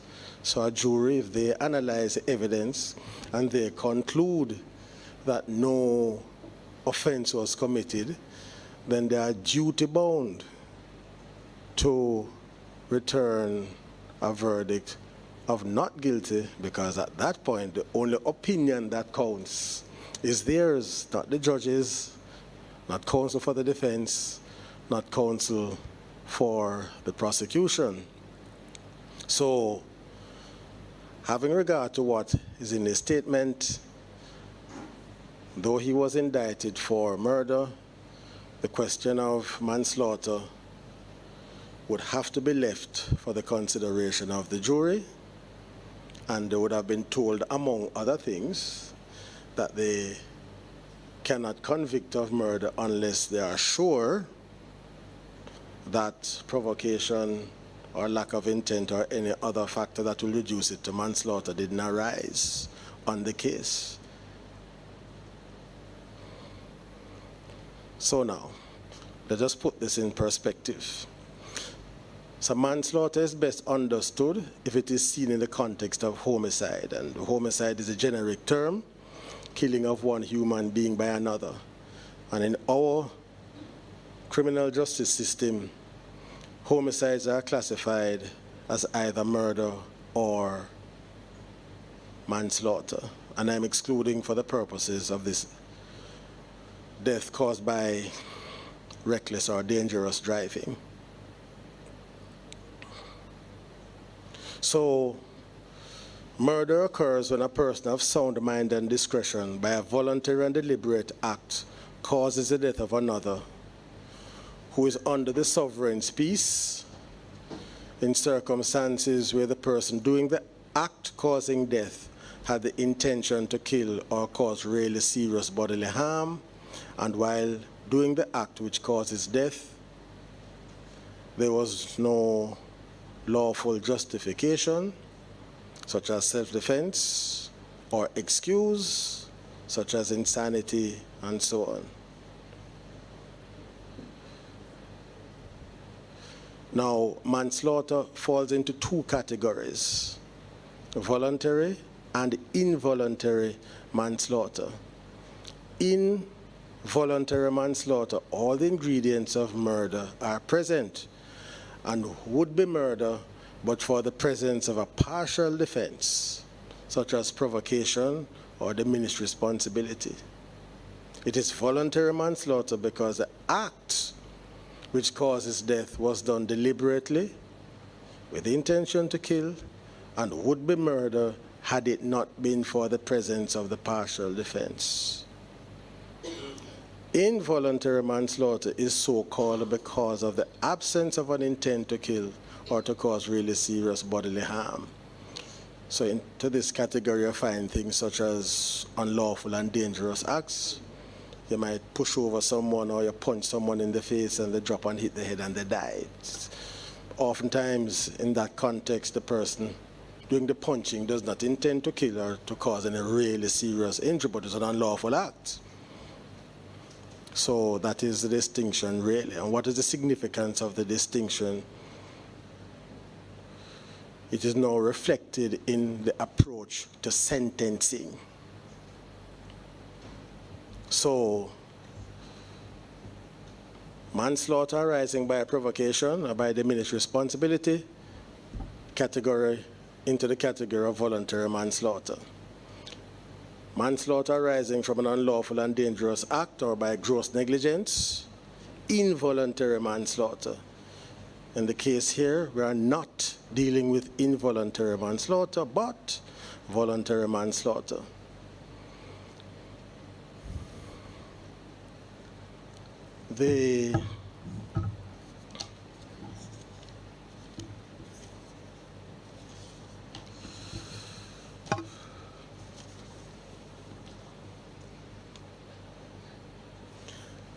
I make reference at this point to the Social Inquiry report, where the defendant was interviewed, and this is what he indicated to the probation officer. Said Mr. Jolyan Silvera was interviewed at the Kingston Central Police lockups. During the interview, he was respectful and cooperative. He stated that for several years prior to the incident, he and his late wife frequently argued, primarily over financial matters. He further disclosed that he was blamed for the death of their son, which further contributed to ongoing tension in the relationship. On the day of the incident, Mr. Silvera reported that an argument occurred between him and his wife. He explained that it was customary for him to leave and spend the night at his sister's residence following disputes. However, during this particular argument, his wife spat in his face and accused him of engaging in incestuous relationships with his older children and his sister. Mr. Silvera stated that during the confrontation, he reached a breaking point. He went to retrieve his licensed firearm to holster it, and as his wife approached him, the situation escalated further, and in the course of the struggle, he discharged the weapon 3 times, fatally wounding her. He admitted that he panicked immediately afterward and left the apartment. He emphasized that the incident was not premeditated, but rather the result of provocation in the heat of the moment. Mr. Silvera expressed deep remorse stating that he is profoundly regretful that such a tragedy occurred. He acknowledged that there will be consequences to face, but he hopes that one day he will be able to meet his children again to seek their forgiveness. So,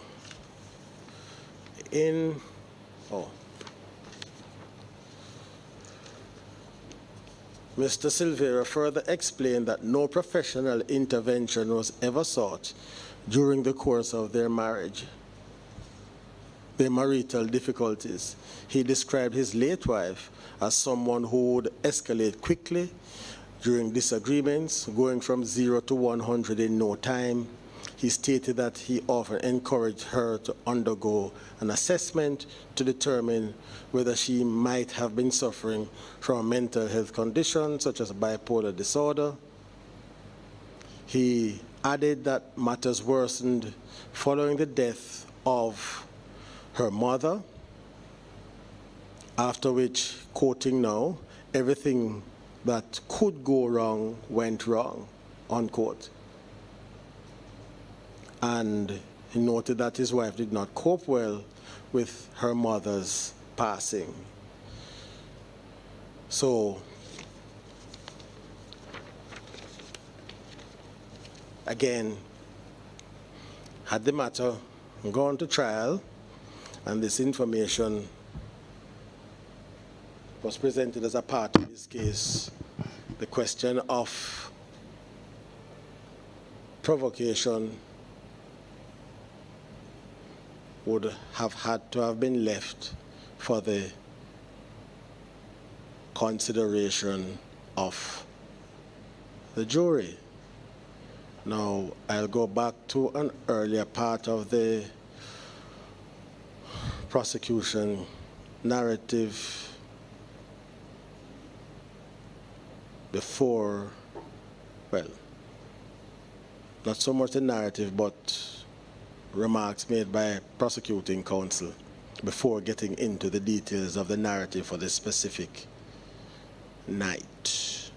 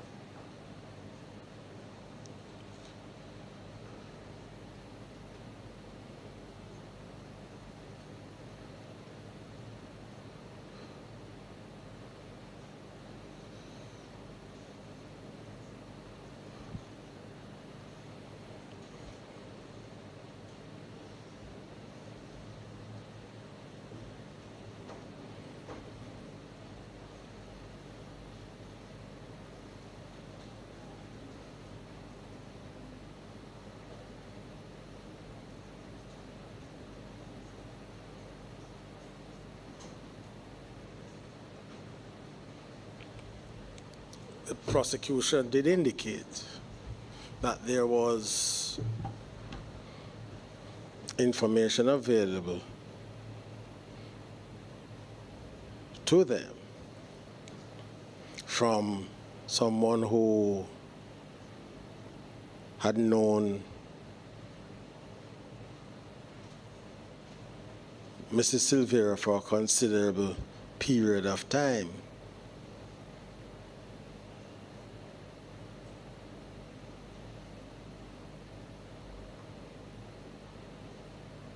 And that person and Mrs. Silvera would have what she calls tracing, and by tracing, she meant to make up some noise.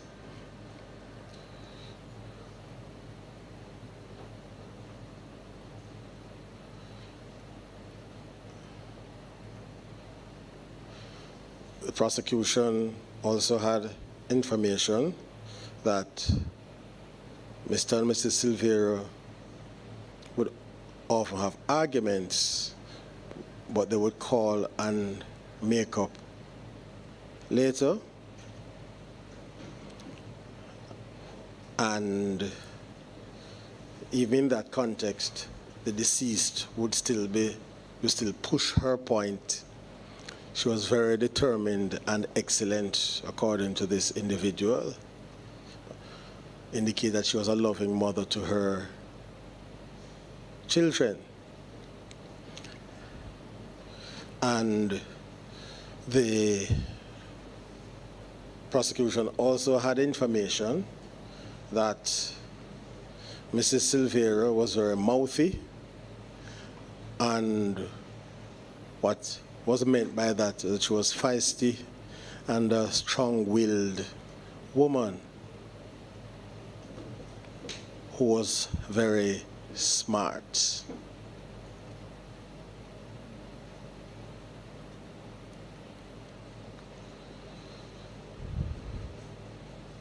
So that was information that the prosecution had in its possession, which they indicated to the court. And so that is part of the context now in which the plea for manslaughter to manslaughter was considered by the court. And certainly, in my view, what Mr. Silvera indicated as to how the argument developed is not inconsistent with what these other persons are saying. This is not a question of maligning the dead, but it is what it is. And the information is from persons who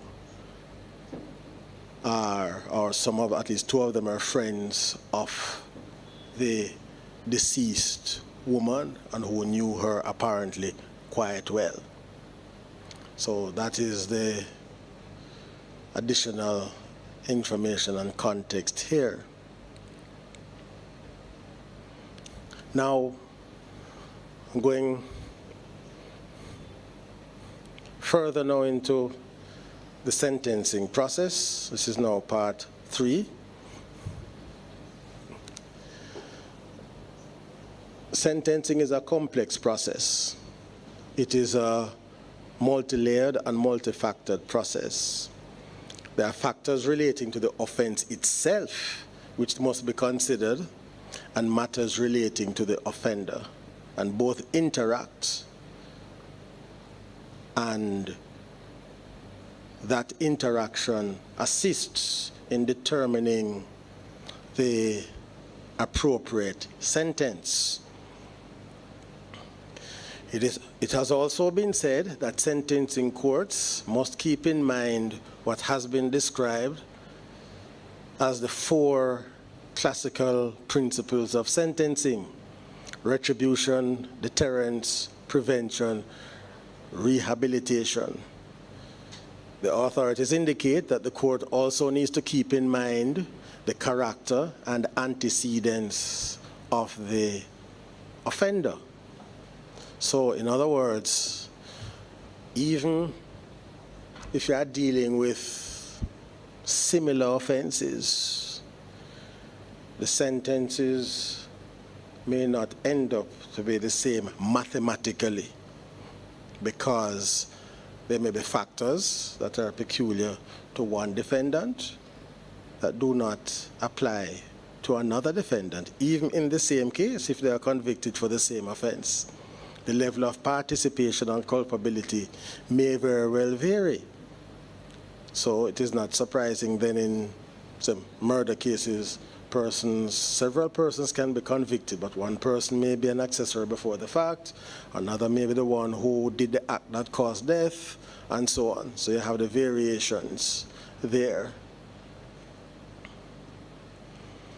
Now, for voluntary manslaughter, which is what we are dealing with here, it usually attracts a custodial sentence, and the custodial sentence frequently, not invariably, frequently is higher than the sentence for involuntary manslaughter, if for no other reason that voluntary manslaughter is closer to murder in the criminal calendar. So that is how the reasoning goes.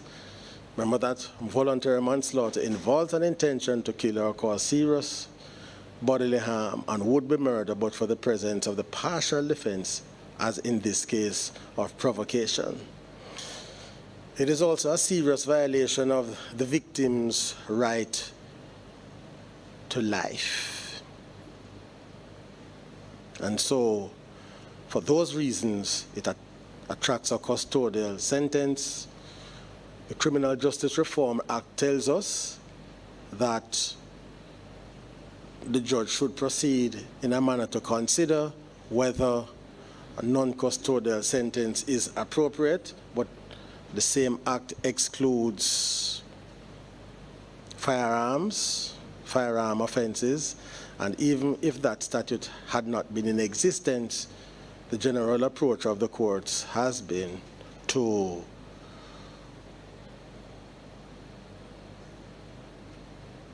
impose a custodial sentence in cases of voluntary manslaughter.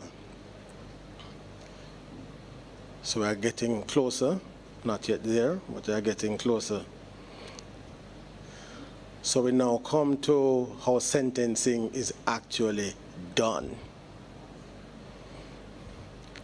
So since 2017, we have had sentencing guidelines.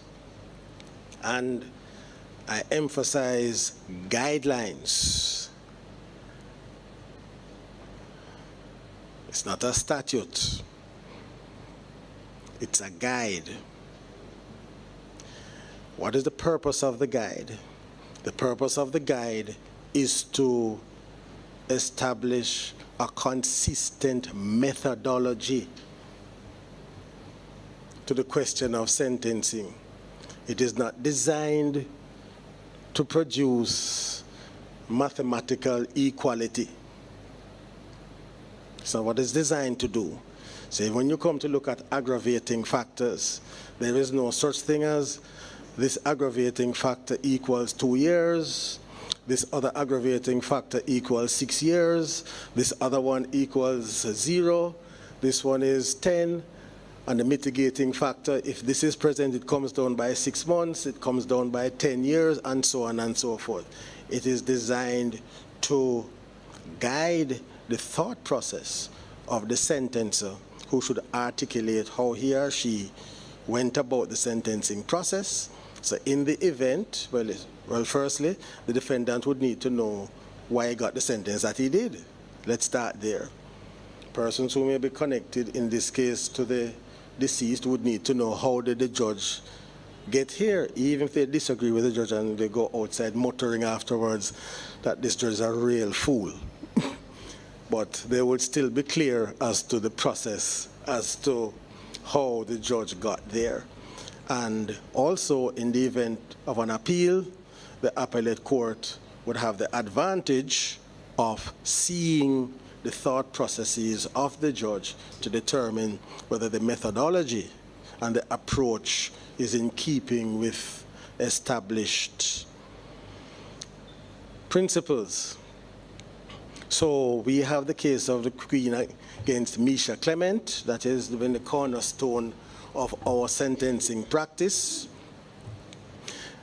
In that case, the late President of the Court of Appeal, the Honorable Mr. Justice Dennis Morrison, referred to the Trinidad and Tobago case of Aguilera and the state. And for those who are really interested in this, it's found at 89 West Indian Reports at page 451. And in that case, or rather Justice Morrison referred to that case with respect and admiration. And he suggested that that case had adopted a more nuanced approach to the fixing of the starting point, because this is the anchor point in sentencing cases. What is the starting point? How do you get there? What principles go into establishing the starting point? So Trinidad was having the same issues that we were, some would say still are, having. And the Trinidad Court of Appeal looked at New Zealand and looked at other jurisdictions as well to deal with this question of a starting point. And after the examination was done, the Trinidad Court of Appeal decided that the starting point is defined in this way. That is the sentence considered appropriate for the particular offense of an adult offender after a contested trial. And that is the definition that I'll be using in this case to establish a starting point. Remember, it's just a start. The other thing is this, that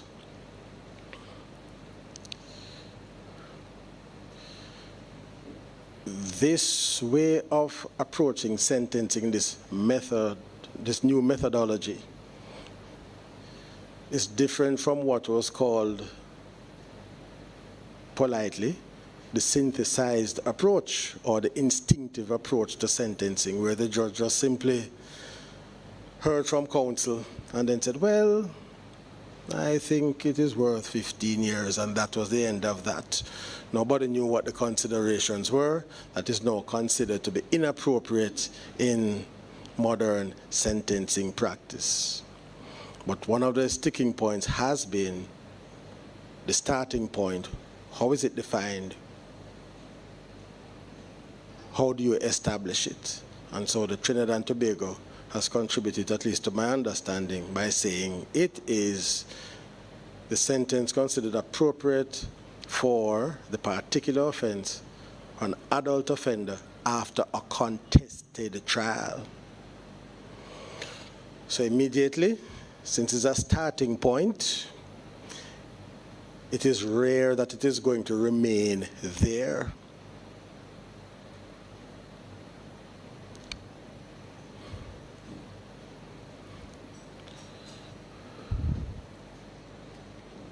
The approach of the Court of Appeal of Trinidad and Tobago, similar but not identical to that of England and Wales, and also the Cayman Islands, where they seek to establish as well a starting point. And what I'm going to do is to indicate that using the Trinidadian definition of a starting point, going to indicate now what goes into the considerations to establish the starting point. And then here I'm going to be using the terminology from the Court of Appeal of the Cayman Islands, where they use the language of harm and culpability. What do they mean by harm? It refers to the result. What happened? How bad is the result? What actually happened? It asks as well what could have happened. And culpability looks at the blameworthiness of the offender. So it looks, was it deliberate? Was it spontaneous? Was it premeditated? Those are the things that go into establishing the starting point. Now there's something that is also a bit more controversial, and it has to do with how firearms are looked at. And here I must recognize the contribution of my judicial counsel, Mr. Blackwin, Shane Blackwin, who has been very helpful in doing the research in this matter.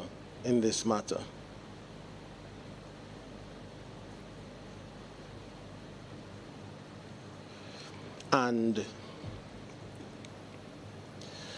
in looking at the cases here from our Court of Appeal, there don't seem to be very many cases that seem to treat with firearm homicides as a unique or separate and distinct class. Other jurisdictions have done so. So one says the use of a firearm, they say you start high. Why? Because it results in a death.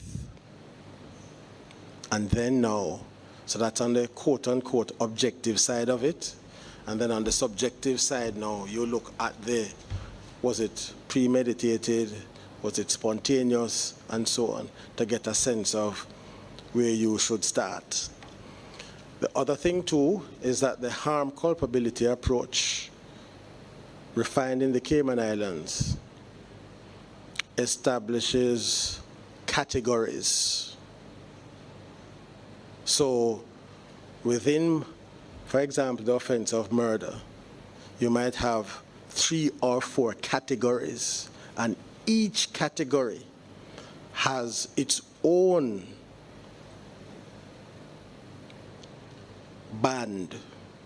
So for the offense of murder, you may find 4 bands. Band 1, this is the range of sentencing. Band 2, this is the range of sentencing. Band 3, this is the range of sentencing. They have also done the same for manslaughter, and they have broken it down now into manslaughter by provocation, manslaughter by diminished responsibility, manslaughter arising from an unlawful and dangerous act. And within each of those categories, you have bands within them. So again, it's not a one-size-fits-all, because the idea is, while you recognize the seriousness of the offense, you also have to take into account the offender before the court to arrive at what is considered to be the appropriate sentence. So that is the approach that I'll be taking. And then when the starting point is established, then you look more closely at the aggravating, mitigating factors in this particular case. Then the next stage is to take account of things such as guilty pleas, previous behavior, good character, all of those things, and then you arrive at a final figure. So that's really the methodology.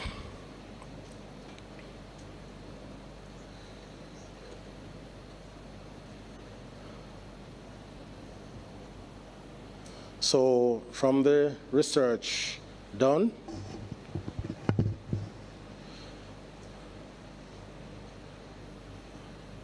in Trinidad, as here, the maximum penalty for manslaughter is life imprisonment.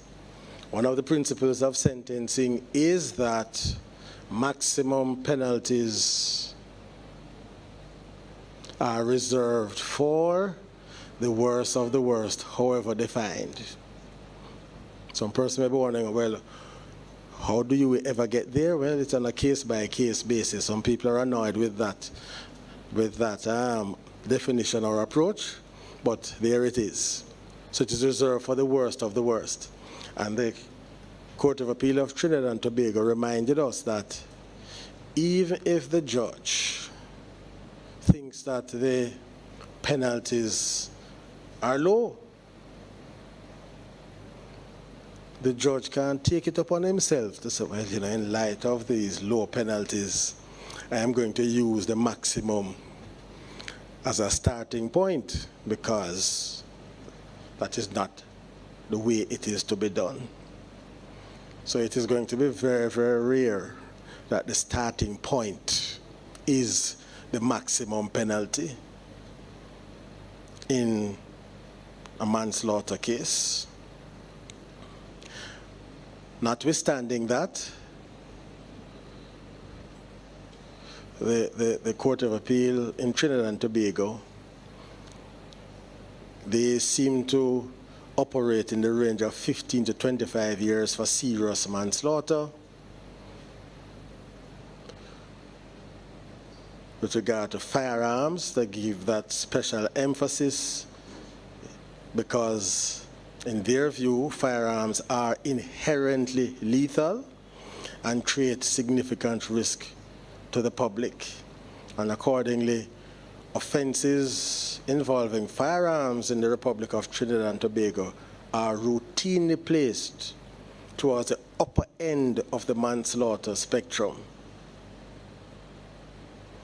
And one case, Puran and the state, the court went as far as saying that where a firearm is deliberately discharged, substantial custodial sentences are justified, notwithstanding the presence of mitigating factors such as provocation or good character.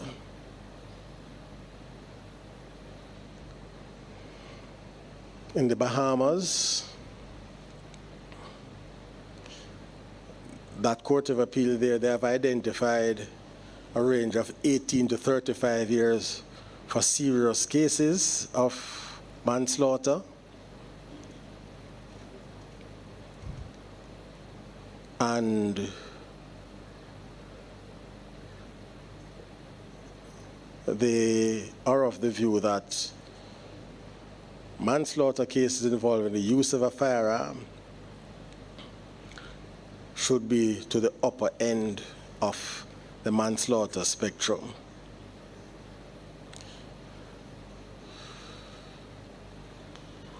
So too in Belize and also the Eastern Caribbean Supreme Court.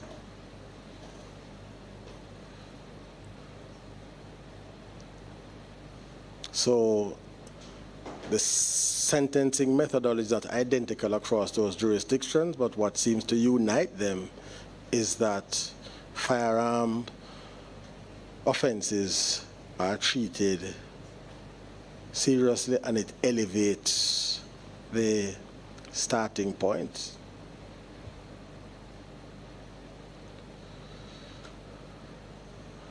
Now,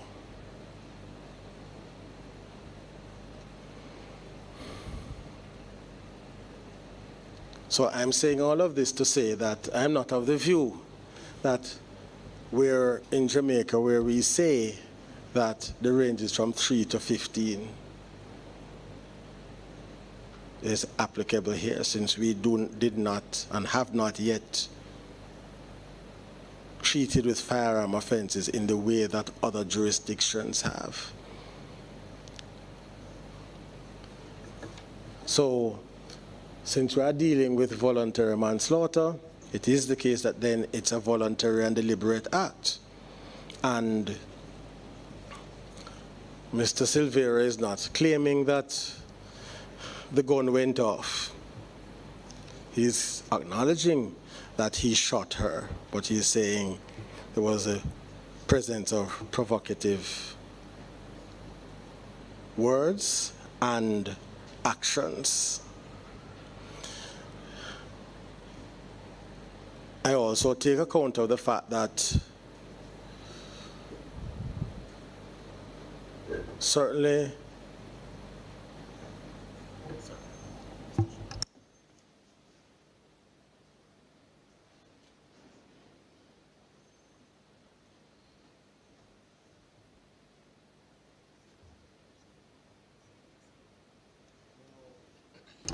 okay.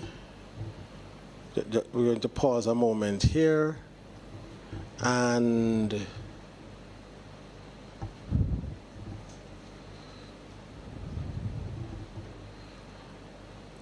I'm going to say this, so listen carefully now.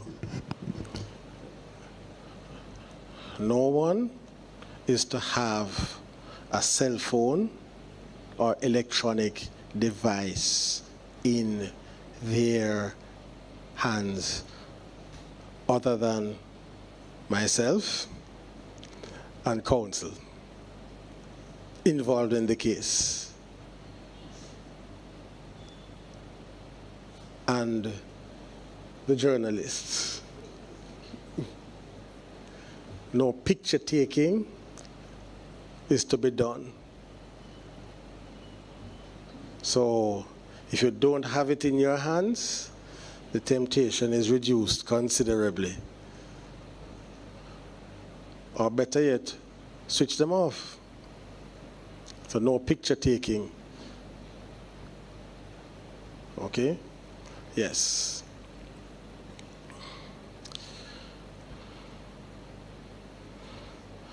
So,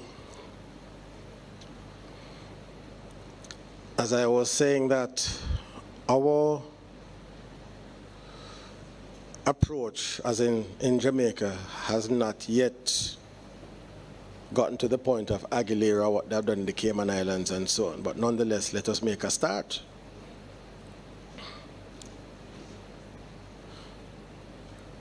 This case is also taking place in a particular context. What is the context? That Parliament has indicated through the Firearms Prohibition, Restriction and Regulation Act that the use of firearms to commit crime, whether licensed or unlicensed, is a very serious matter, and they repealed the old legislation and gave enhanced penalties. Now,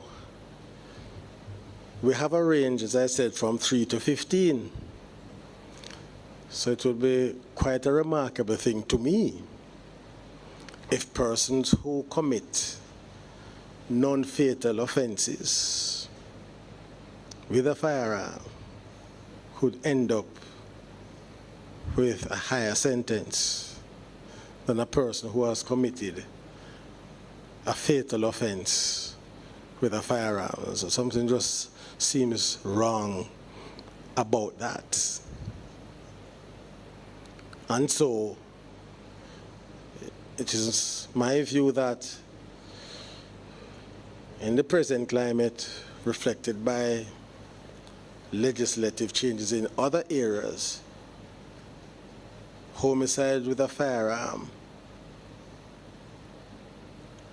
could not be within the 3 to 15 range. It has to be higher than that. The other incongruity, it would appear to me, is this. The offense in count 1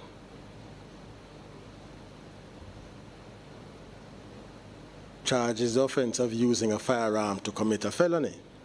Now, murder and manslaughter are not the only felonies that exist. Robberies are felonies. So again, you'd have the incongruous situation where a man who commits a firearm offense, in this case robbery, he may end up a longer time in prison because of the mandatory minimum, a longer time in prison than a person who has taken a life.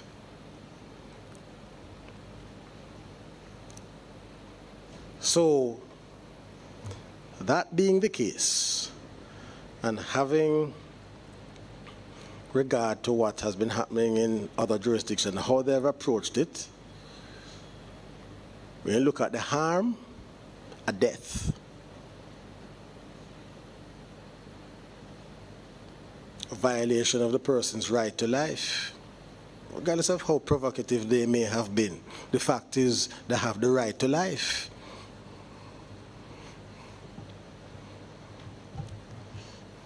And even persons on death row have the right to life. That is why the sentence is pronounced as to suffer death in the manner prescribed by law. So you can't have somebody running off the street and going on to death row and say, well, look here, man. Since you have been sentenced to death already, I'm going to save the hangman some trouble, and I'm going to kill you myself. So that wouldn't be death in the manner prescribed by law. So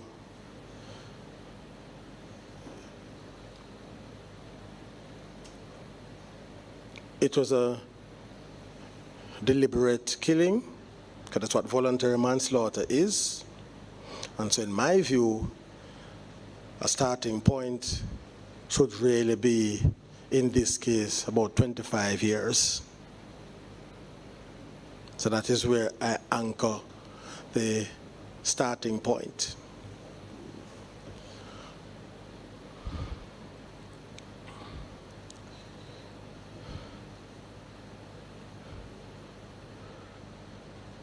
That is in respect of count 2.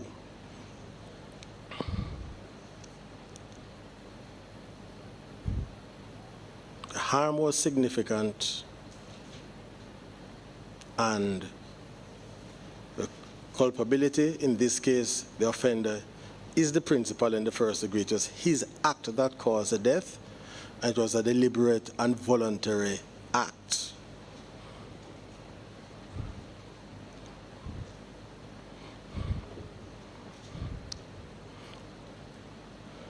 And that is also in the context of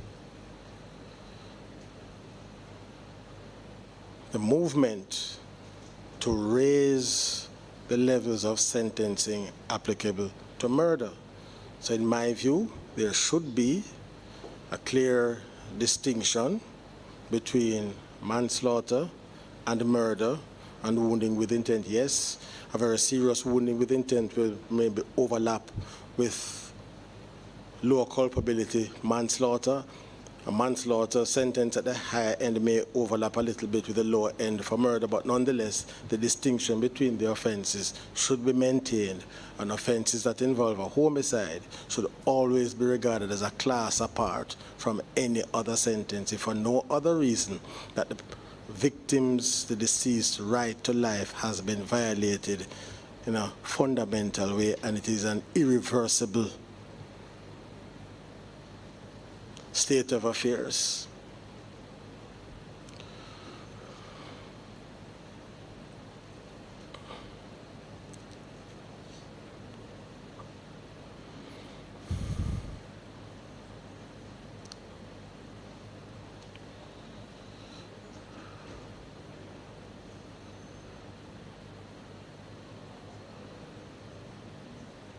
Then now,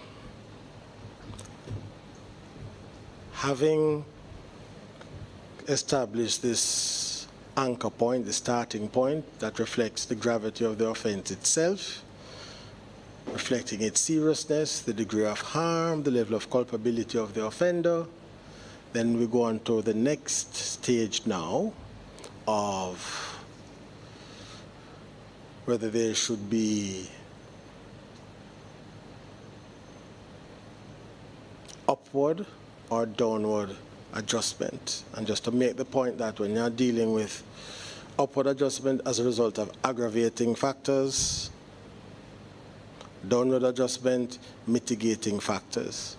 Now, it doesn't mean that in every case there's going to be an aggravating factor or mitigating. So the judge is not to manufacture aggravating and mitigating factors. If none exist outside the commission of the offense, then that is it. So the judge can't go squeezing and torturing the evidence to find an aggravating or mitigating factor. Now, in this case, we have had submissions from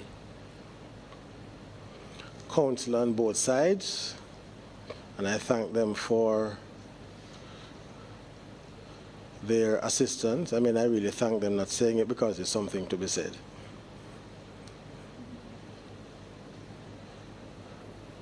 So,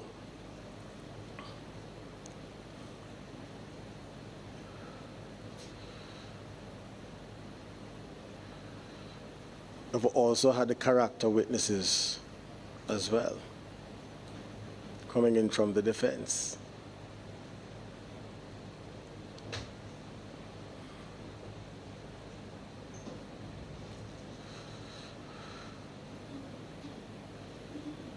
The Crown is emphasizing these factors that it says are aggravating factors. That is, Mr. Silvera would have known what happened.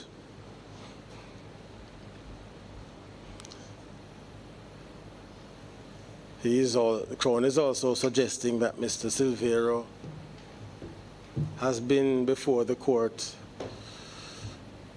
since 2024, early 2024, January 2024. So what he's saying is not really anything new, because he would have known about the argument in the bedroom. He would have known that he was the one who actually shot her.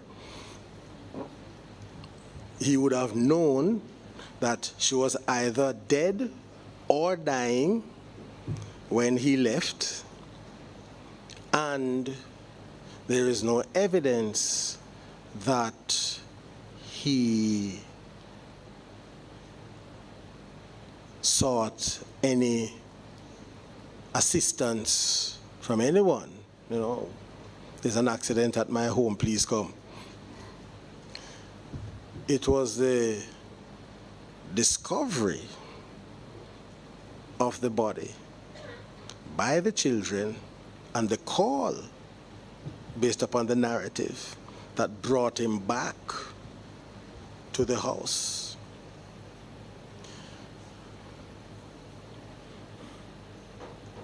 So the Crown's position seems to be that he should not receive any discount because of the guilty plea, or very little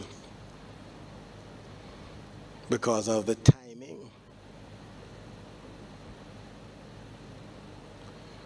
And then, so we'll see what we make of that at the appropriate time. But that's the argument as I understand it. There's also a statute that regulates or has some assistance, provides some assistance here. This is the Criminal Justice Administration Amendment Act of 2015, and Part 1A speaks of reduction of sentence on guilty pleas, and in particular, it speaks to first relevant date, which means the first date at which a defendant who is represented by an attorney at law or who elects not to be represented by an attorney at law is brought before the court after the judge or magistrate, and this is the critical part now, is satisfied that the prosecution has made adequate, not complete, adequate disclosure to the defendant of the case against him in respect of the charge for which he is before the court. So the whole idea there of the legislation is that it is not the first day that you appear before the court, but what information did you have from the prosecution that would enable you to make an informed decision. And so the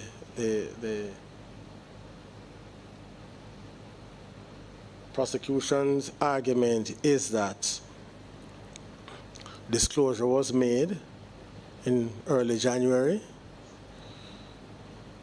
Post-mortem examination was served as well. So they are saying, separate and apart from what he knew, he also had information that outlined that it was his firearm that caused death of this person. And so the prosecution is suggesting then that the delay in entering a plea was, my words now, not theirs, playing the odds.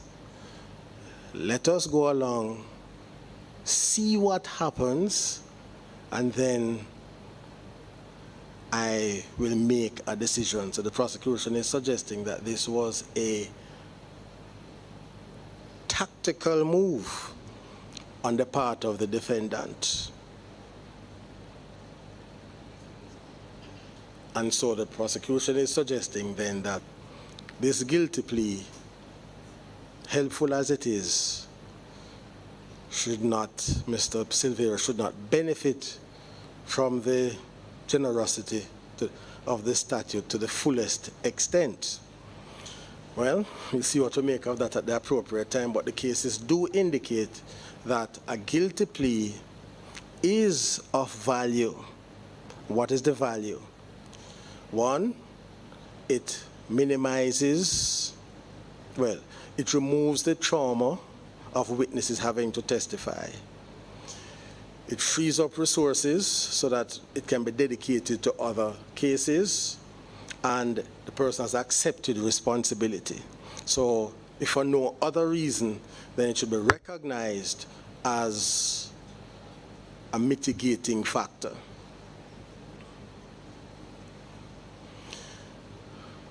So we have to weigh all of that. So in my view, in looking at this matter, what are the aggravating features?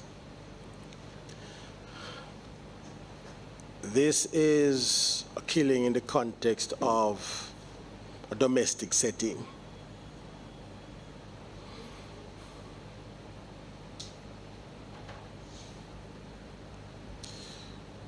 Mrs. Silvera was in her house.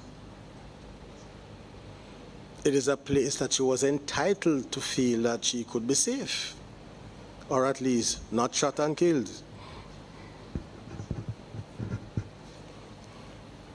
And the children have been deprived of a mother.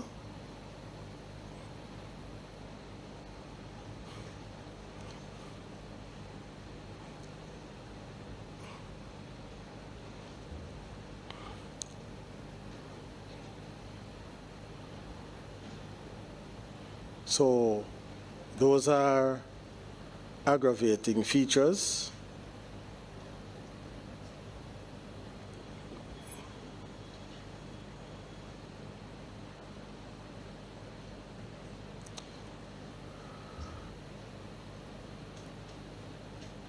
Another, to me, aggravating feature, because the narrative of the Crown didn't indicate whether death was instantaneous or she was alive for some time. It wasn't clear on the narrative, but it means that if she didn't die immediately, then she would have been left there to succumb to her injuries. If she died immediately, based upon the narrative, these two youngsters, very young gentlemen, would have, as children normally do, you get up and you go into your parents' room. That's what children normally do, to stumble upon this there and leaving the children to make that discovery with no support. No, there's no evidence that any other adult was at the property. And so they did what children do, you call the other parent. And then, when he came, pretending that he was just as surprised as anyone else about the death of Mrs. Silvera.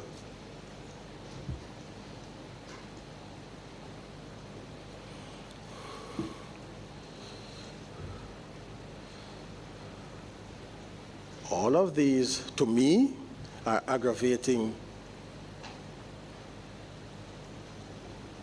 circumstances. In addition to that, let me get back to the narrative here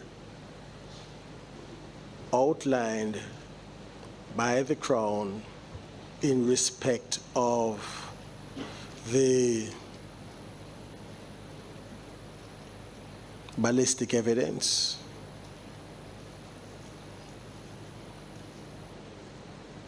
because it was the ballistic evidence that anchored Mr. Silvera to the crime.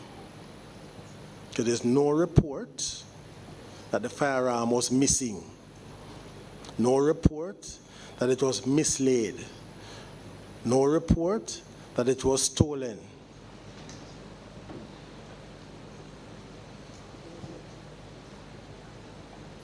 And his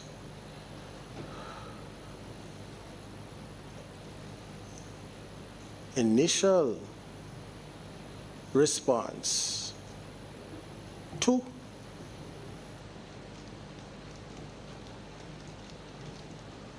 the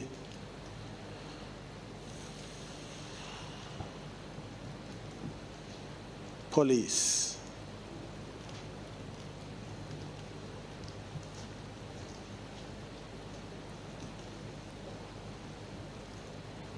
granted, I will accept that the police officer had a responsibility. You can't be there being taken in by all of this. You go and you see a body. As a police officer, you're not a pathologist, but at the very least, you should be saying, don't touch the body, call the crime scene persons, let us see what happened here.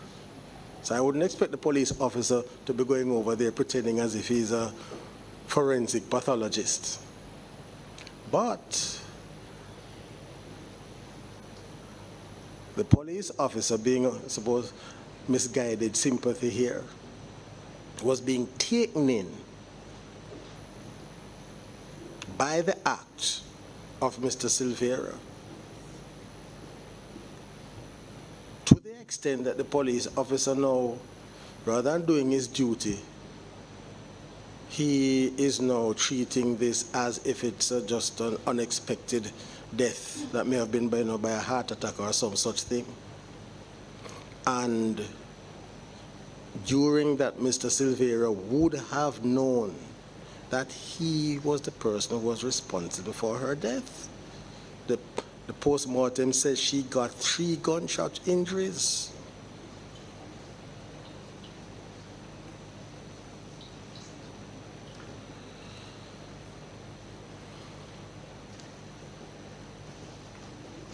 And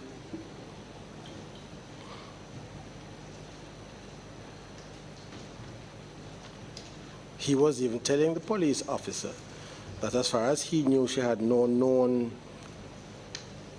medical condition that would cause her to be in the state that she was found, which is all the more reason why the police officer should have been far more alert than he was.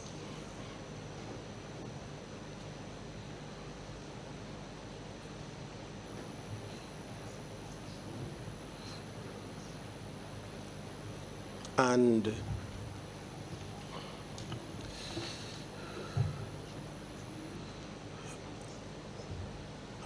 I had conduct of the matter when it first came for trial in February.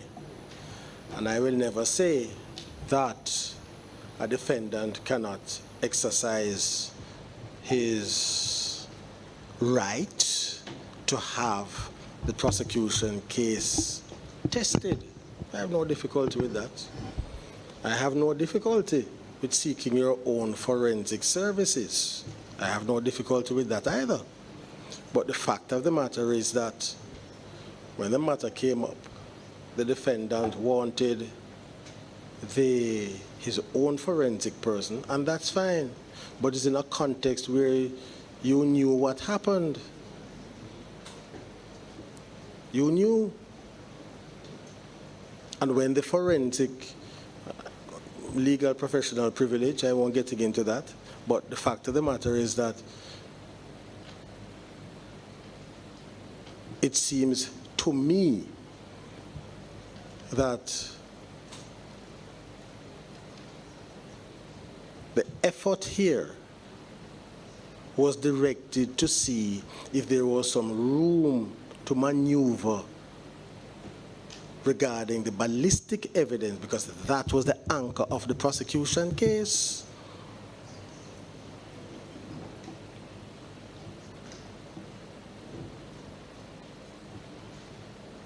And then, after you had that opportunity, then the guilty plea came. So in other words, from December 2023, right up to February 2026, it was a state of denial, non-acceptance of responsibility. So that is going to inform how I view the plea of guilty. Context matters. So yes, you have accepted responsibility, but it seems to me that the acceptance came because of the quality of the work done by the Jamaican ballistic experts. And what is the expert saying? The expert is saying two things. One level of marking, you get the firearm category. Two,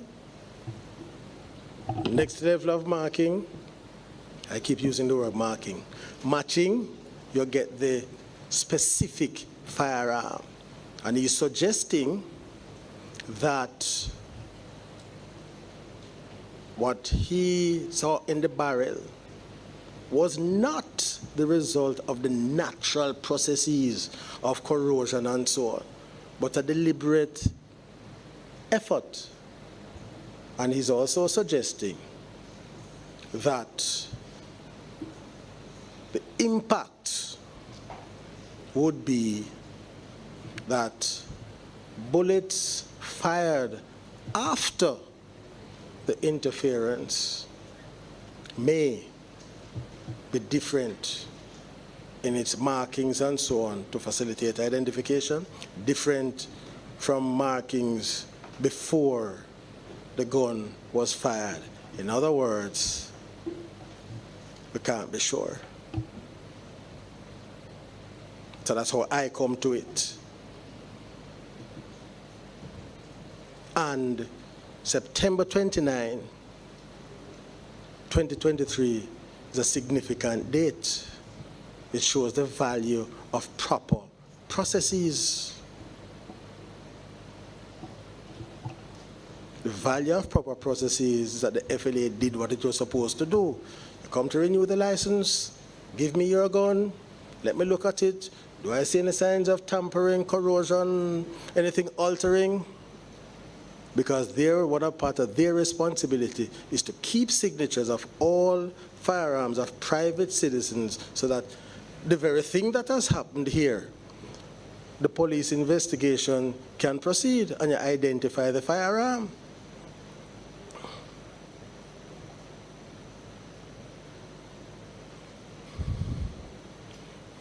But the problem was,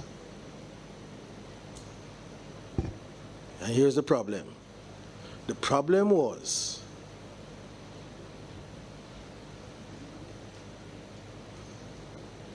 the pathologist.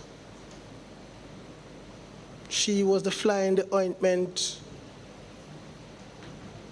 because when the body was removed, death from some cause other than violence, and it was the pathologist came along and said, what? No. We're going to deal with this differently now. It was her alertness.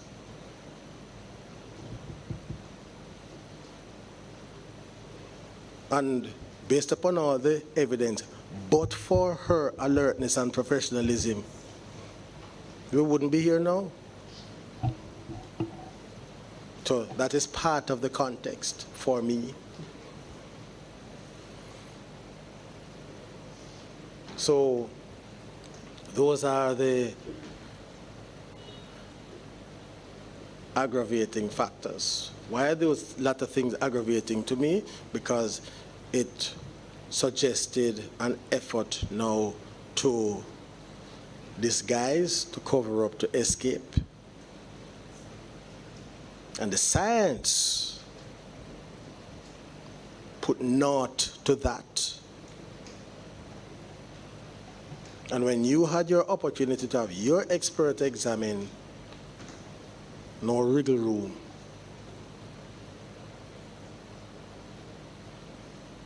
The expert, the Jamaican expert, couldn't be discredited. So we are here. Now, on the positive side now, the mitigating factors, which must be taken into account. No previous conviction, clearly. Person of good character, as King's Counsel said, you were an elected representative. Some persons may believe that that is not necessarily a mark of distinction, but nonetheless, the electors of St. Mary found that you are a worthy person to represent, and that must be taken into account. There's no doubt about that. The evidence of your character witnesses, because as I've always said, if you have lived hitherto a previously good life, and when you get into difficulty, your good character cannot assist you, then what is the point? So yes, it has to be taken into account. The impact on the children, that is to say, the surviving parent will be away from the children for some time. That's a mitigating factor. The social inquiry report speaks positively about your work, your contribution, the relationship with your children, and by all accounts, you're an effective father. And by effective, I don't mean just like functioning like an ATM now, but presence, active involvement, all of those have to be taken into account. The victim impact statements, Council made reference to them, I looked at them. The jurisprudence suggests that they are not to be used as an aggravating factor, but to be taken into account in determining the initial categorization of the offense, but it is not going to, it's not supposed to have a decisive or impact to say the sentence goes up by a significant number of years, but it is factored into the process, because there's always going to be a negative impact on those who are left behind. And it is not to be used to determine the level of sentencing ultimately. So it's taken into account. And as I said, and this is the difficulty in sentencing, there's no science that says aggravating factors mean you go up by 6 years, 7 years, or this particular factor is tied to a particular mathematical relationship. There's nothing like that. But nonetheless, it's a principle that we have to apply. And in my view, since I said the anchor point was 25 years, when you take into account the uplift as a result of the aggravating factors, I would say overall it goes up by roughly 6 years. The mitigating factors, it will come down by say, that will make it what, 31? From 25, the mitigating factors, you come down by say 4 years, that would leave it at 27. Now, Having done that,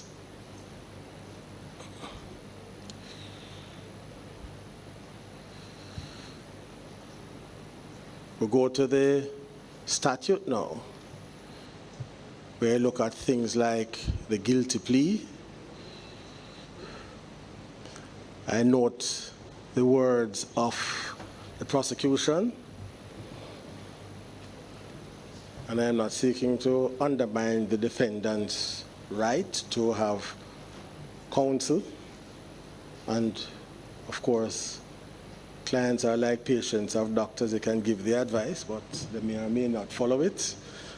And so counsel has to work with the client that he has. I am not saying anything one way or the other, but it's just the nature of the job.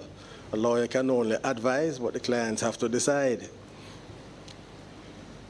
And sometimes it takes a bit longer for some persons to get to that point than others. And counsel may very well point out all the rational arguments as to why they should do things at a particular time, but some clients just don't act in the way that they ought to. There's nothing the lawyer can do about that, but you still have to work with the material that you have. So counsel referred to the Criminal Justice Administration Act of 2015, where it says, pursuant to subsection 1, the court may reduce the sentence that it would otherwise have imposed on the defendant in the following manner, where the defendant indicates to the court on the first relevant day that he wishes to plead guilty to the offense, the sentence may be reduced by up to 50%.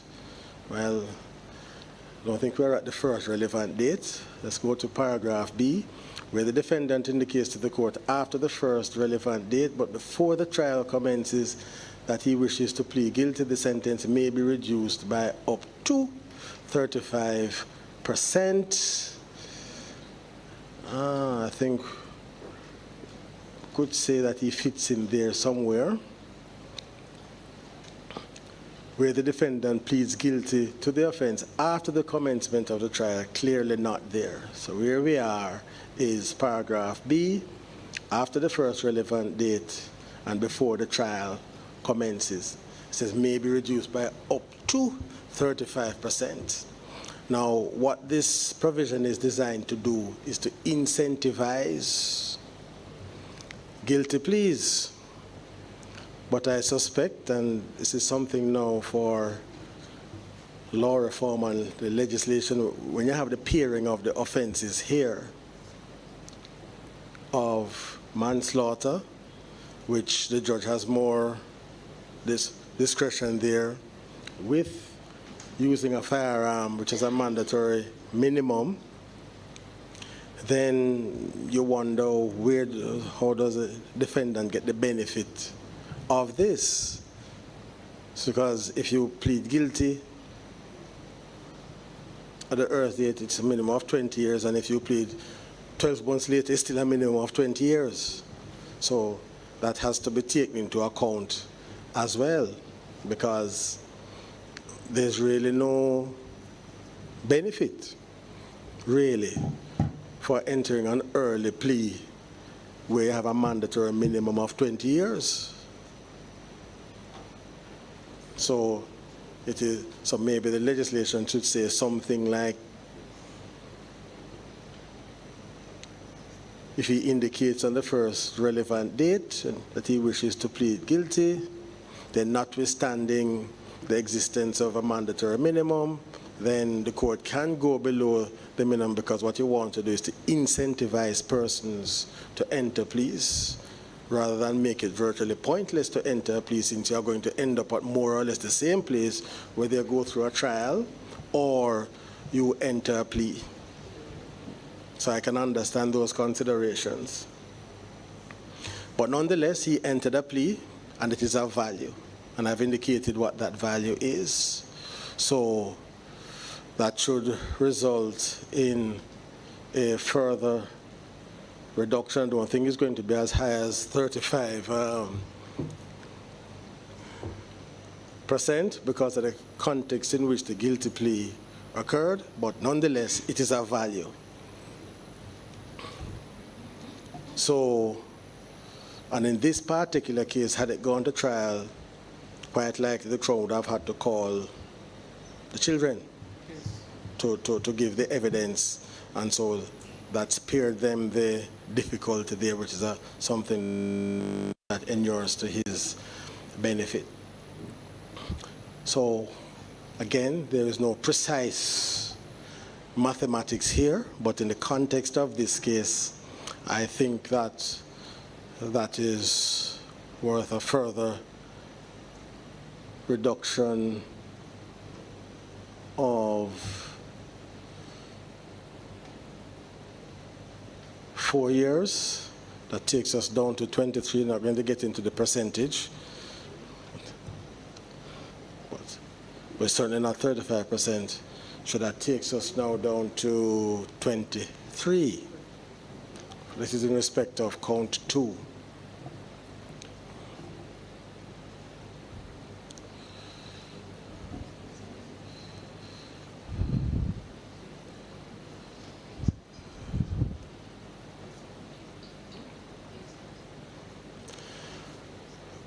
Other factor is a question of remorse.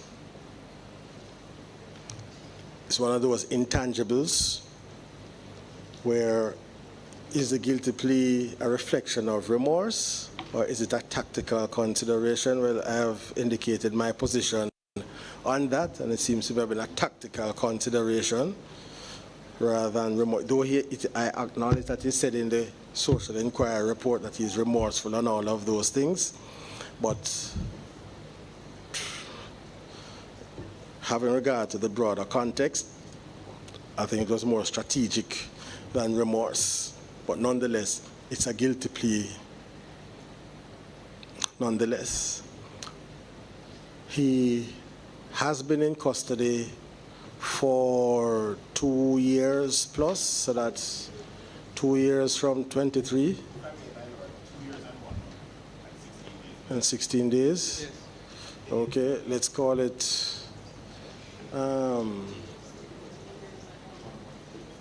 20 is what, 25, 26 months?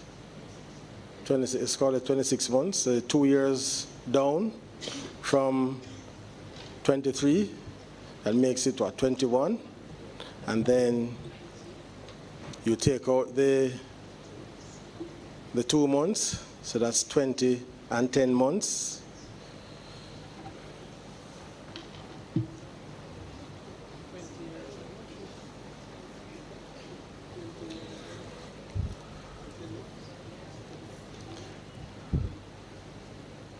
And I'm just checking to see if there's anything else that I need to bear in mind in terms of mitigating factors and their impact.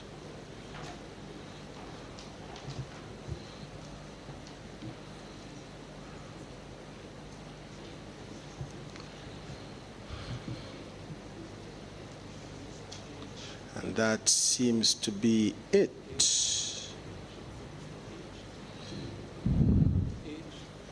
I think that is it.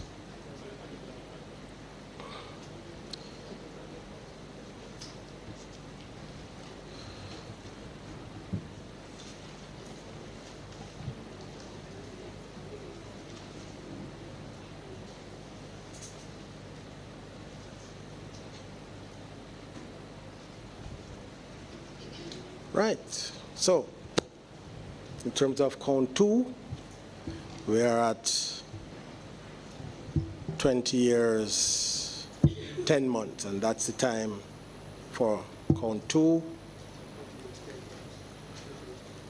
In respect of count 1, well, I'm just a trial judge. I am not at liberty to ignore the words of the parliamentarians, and they have indicated that there is a minimum and a maximum, and they have indicated that the minimum is 20 years, maximum is 25. So again, a guilty plea is of inherent value, whether it shows remorse or not. At least that's my view. And so I can't go below what Parliament has said. I know Mr. Champagne has referred me to the decision from the Privy Council, but they are the Privy Council. So I think that it would be improper of me to do that, not because council is inherently wrong, but I think it is something that deserves full argument, that all the circumstances surrounding the legislation and so on, and all the relevant case law has been examined. It's very difficult to do that in the context of sentencing, and unless it's a clear authority from our Court of Appeal or the Privy Council to that effect. So on respect of count one, sir, sentence is 20 years at a minimum. So the other principle of sentencing is that sentences arising out of, offenses arising out of the same factual circumstances are to run concurrently unless there is some good reason not to do so. There is no good reason not to do so in this case. So both offenses, sentences on both offenses, count one and count two, are to run concurrently. So it's 20 years on count one, 20 years, 10 months on count two. And so we are now happily at the end of this process. So let me again thank Counsel for the Crown and Counsel for the Defense for the work that they have done, and again to recognize the significant work done by my judicial counsel, who at times I gave him things to do at very short notice. I know that he was up late at night doing the research, so I thank him again. So he has enabled me to be here this morning to do this. And just to, again, a gentle reminder to the media, please do your reports in a manner that the persons, witnesses, or otherwise can be identified. Okay? So that's it then. So let's adjourn. Stand, please.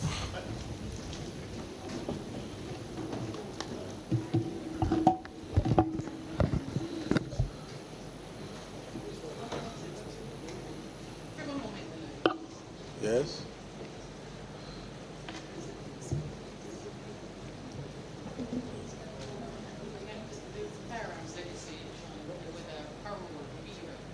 Should be stated. Oh. Okay, let's all sit, have a seat.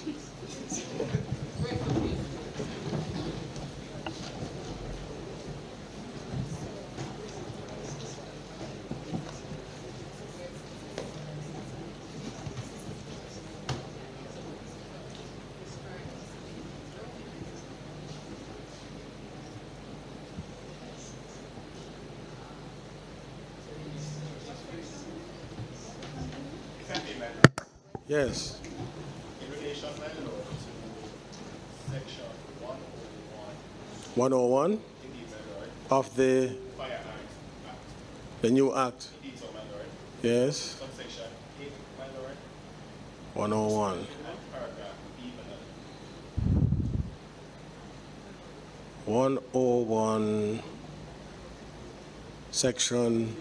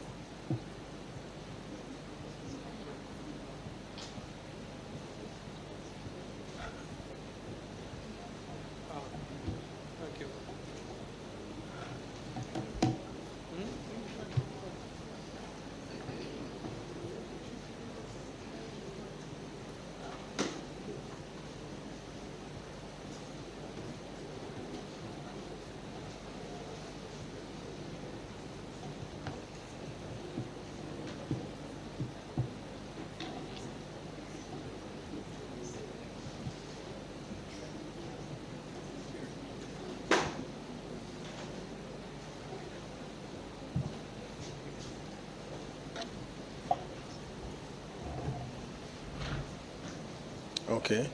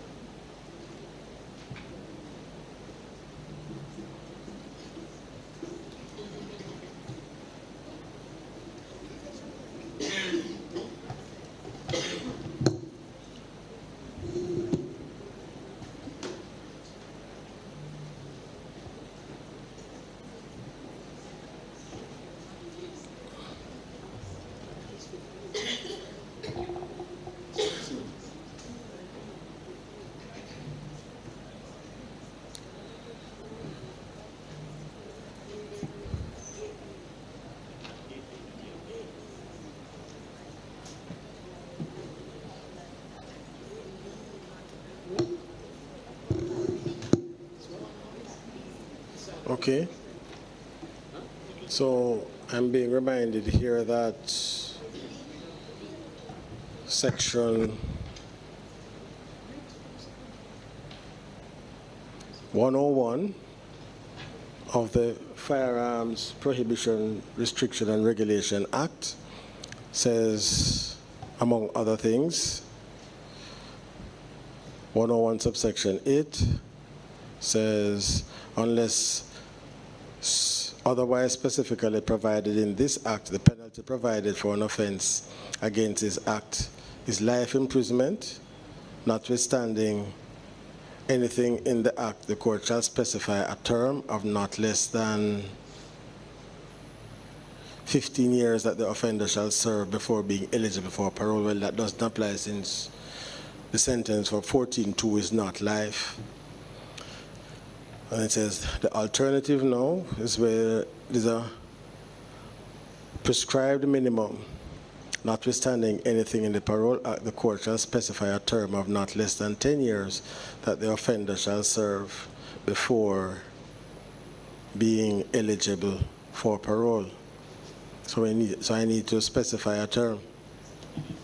Oh, well, okay. So anything on this, you have to give counsel a chance to be heard here, though. Well, my lord, given the context in which, in terms of the plea, I would invite the court to invoke the minimum, my lord. Very well.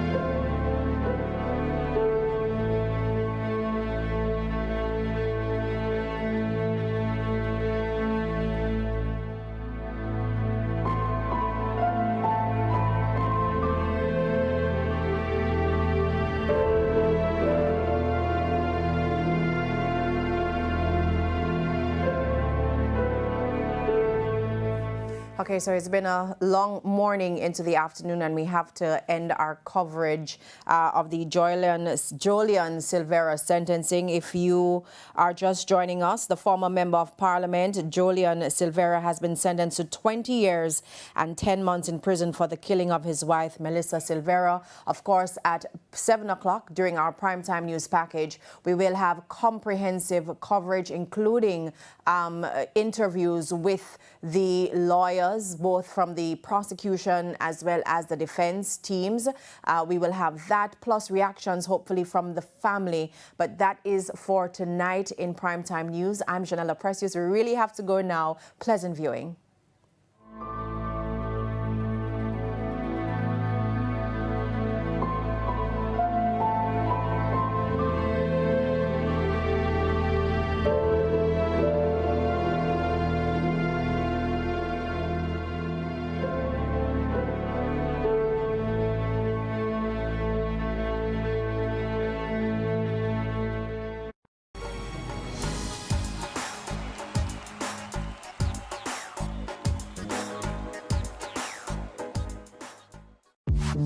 Period nights don't have to look like this. Move less, wake up to change. So change for a real night's sleep with Always Overnight.